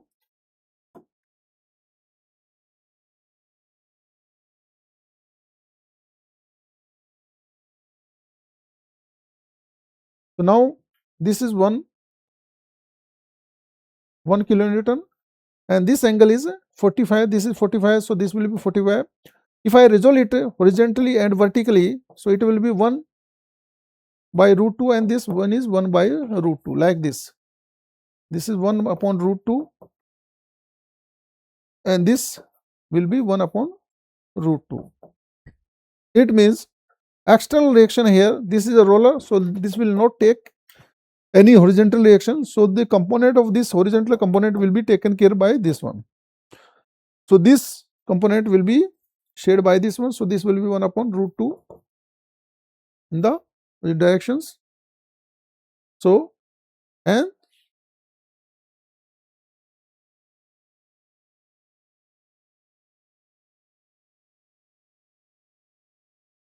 so this reaction is like this. My total vertical upward load is how much? 1 upon root 2. So reaction due to symmetry, reaction here and here, this vertical upward load will be shared by this. So reaction here will be downward and it will be half of this one. So half of this one will be 1 upon 2 root 2. So reaction are 1 upon root 2. Now if I resolve it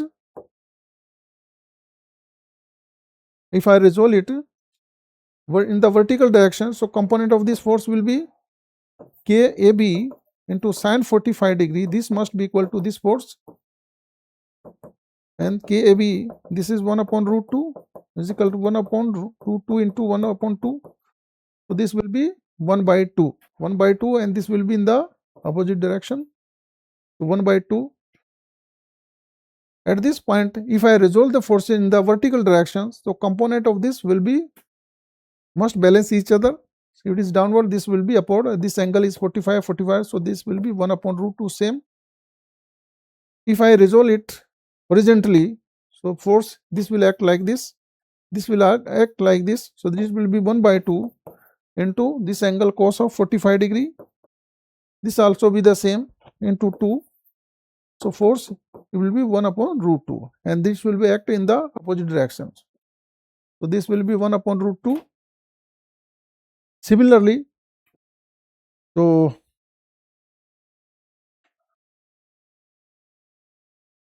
if I resolve here horizontally, the force in this member will be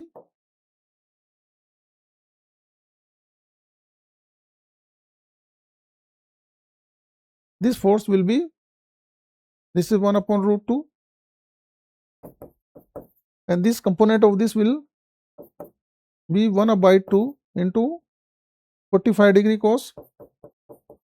Suppose this direction is same, this KAC, so this will be 1 upon root 2 minus this one. So this will be 1 minus upon, this will be 1 upon 2 root 2 force in Ke. So it will be 1 upon root 2 in this directions.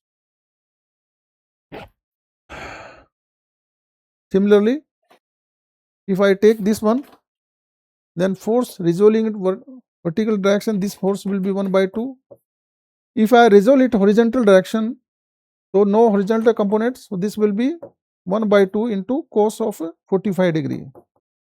This will be 1 upon 2 root 2.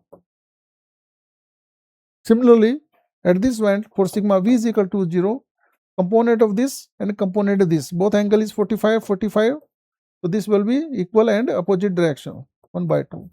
Now these are my forces K1, K2, K3, K4, K5, and force in this member is, I can take, this is compressive one. This is compressive, K of this is compressive. Now let's make a table.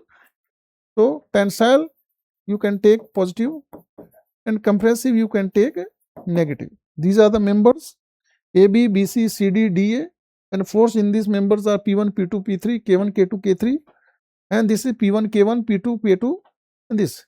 Since in the formula PKL upon AE divided by K square upon L, this is a formula, and this E is same, E1 is equal to A2, and L upon A ratio is also same. So this will become minus Pk upon K square. So this will be Pk and K square correspondingly. So these are my P1, P2, P3 forces, and these are K1, K2, K3 forces, and the length of the various members are, so this is 2 meter, this also 2 meter, so it will be 2 root 2, and this total is 4, 4, 4, like this. So these are the lengths,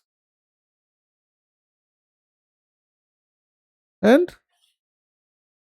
this is Pk. So summation of all this will be, this is sigma Pk and sigma K square L. So force in EF means initially force, here I have removed this initially. So force in this member initially is 0. So P in EF is 0, and K force here is equal to compressive. Compressive is minus 1. So this will be minus 1 here. So correspondingly, this is the formula. Now X is equal to minus sigma Pk upon K square L, and this I will get this one. So force in any members is equal to S is equal to P plus Kx. Now force in EF means force in this, initially I have removed it, means my P force is 0 plus X factor into K forces, K into X. So this will be, this is 0, and K is equal to force in, that is unit force, and this is equal to this one. So it means 38.57, and this is compressive, since this is a compressive force which I have applied here. So this will be compressive 38.57. Now this is the end of the lecture. I hope you enjoyed my lecture, slightly lengthy one. So good night and thank you.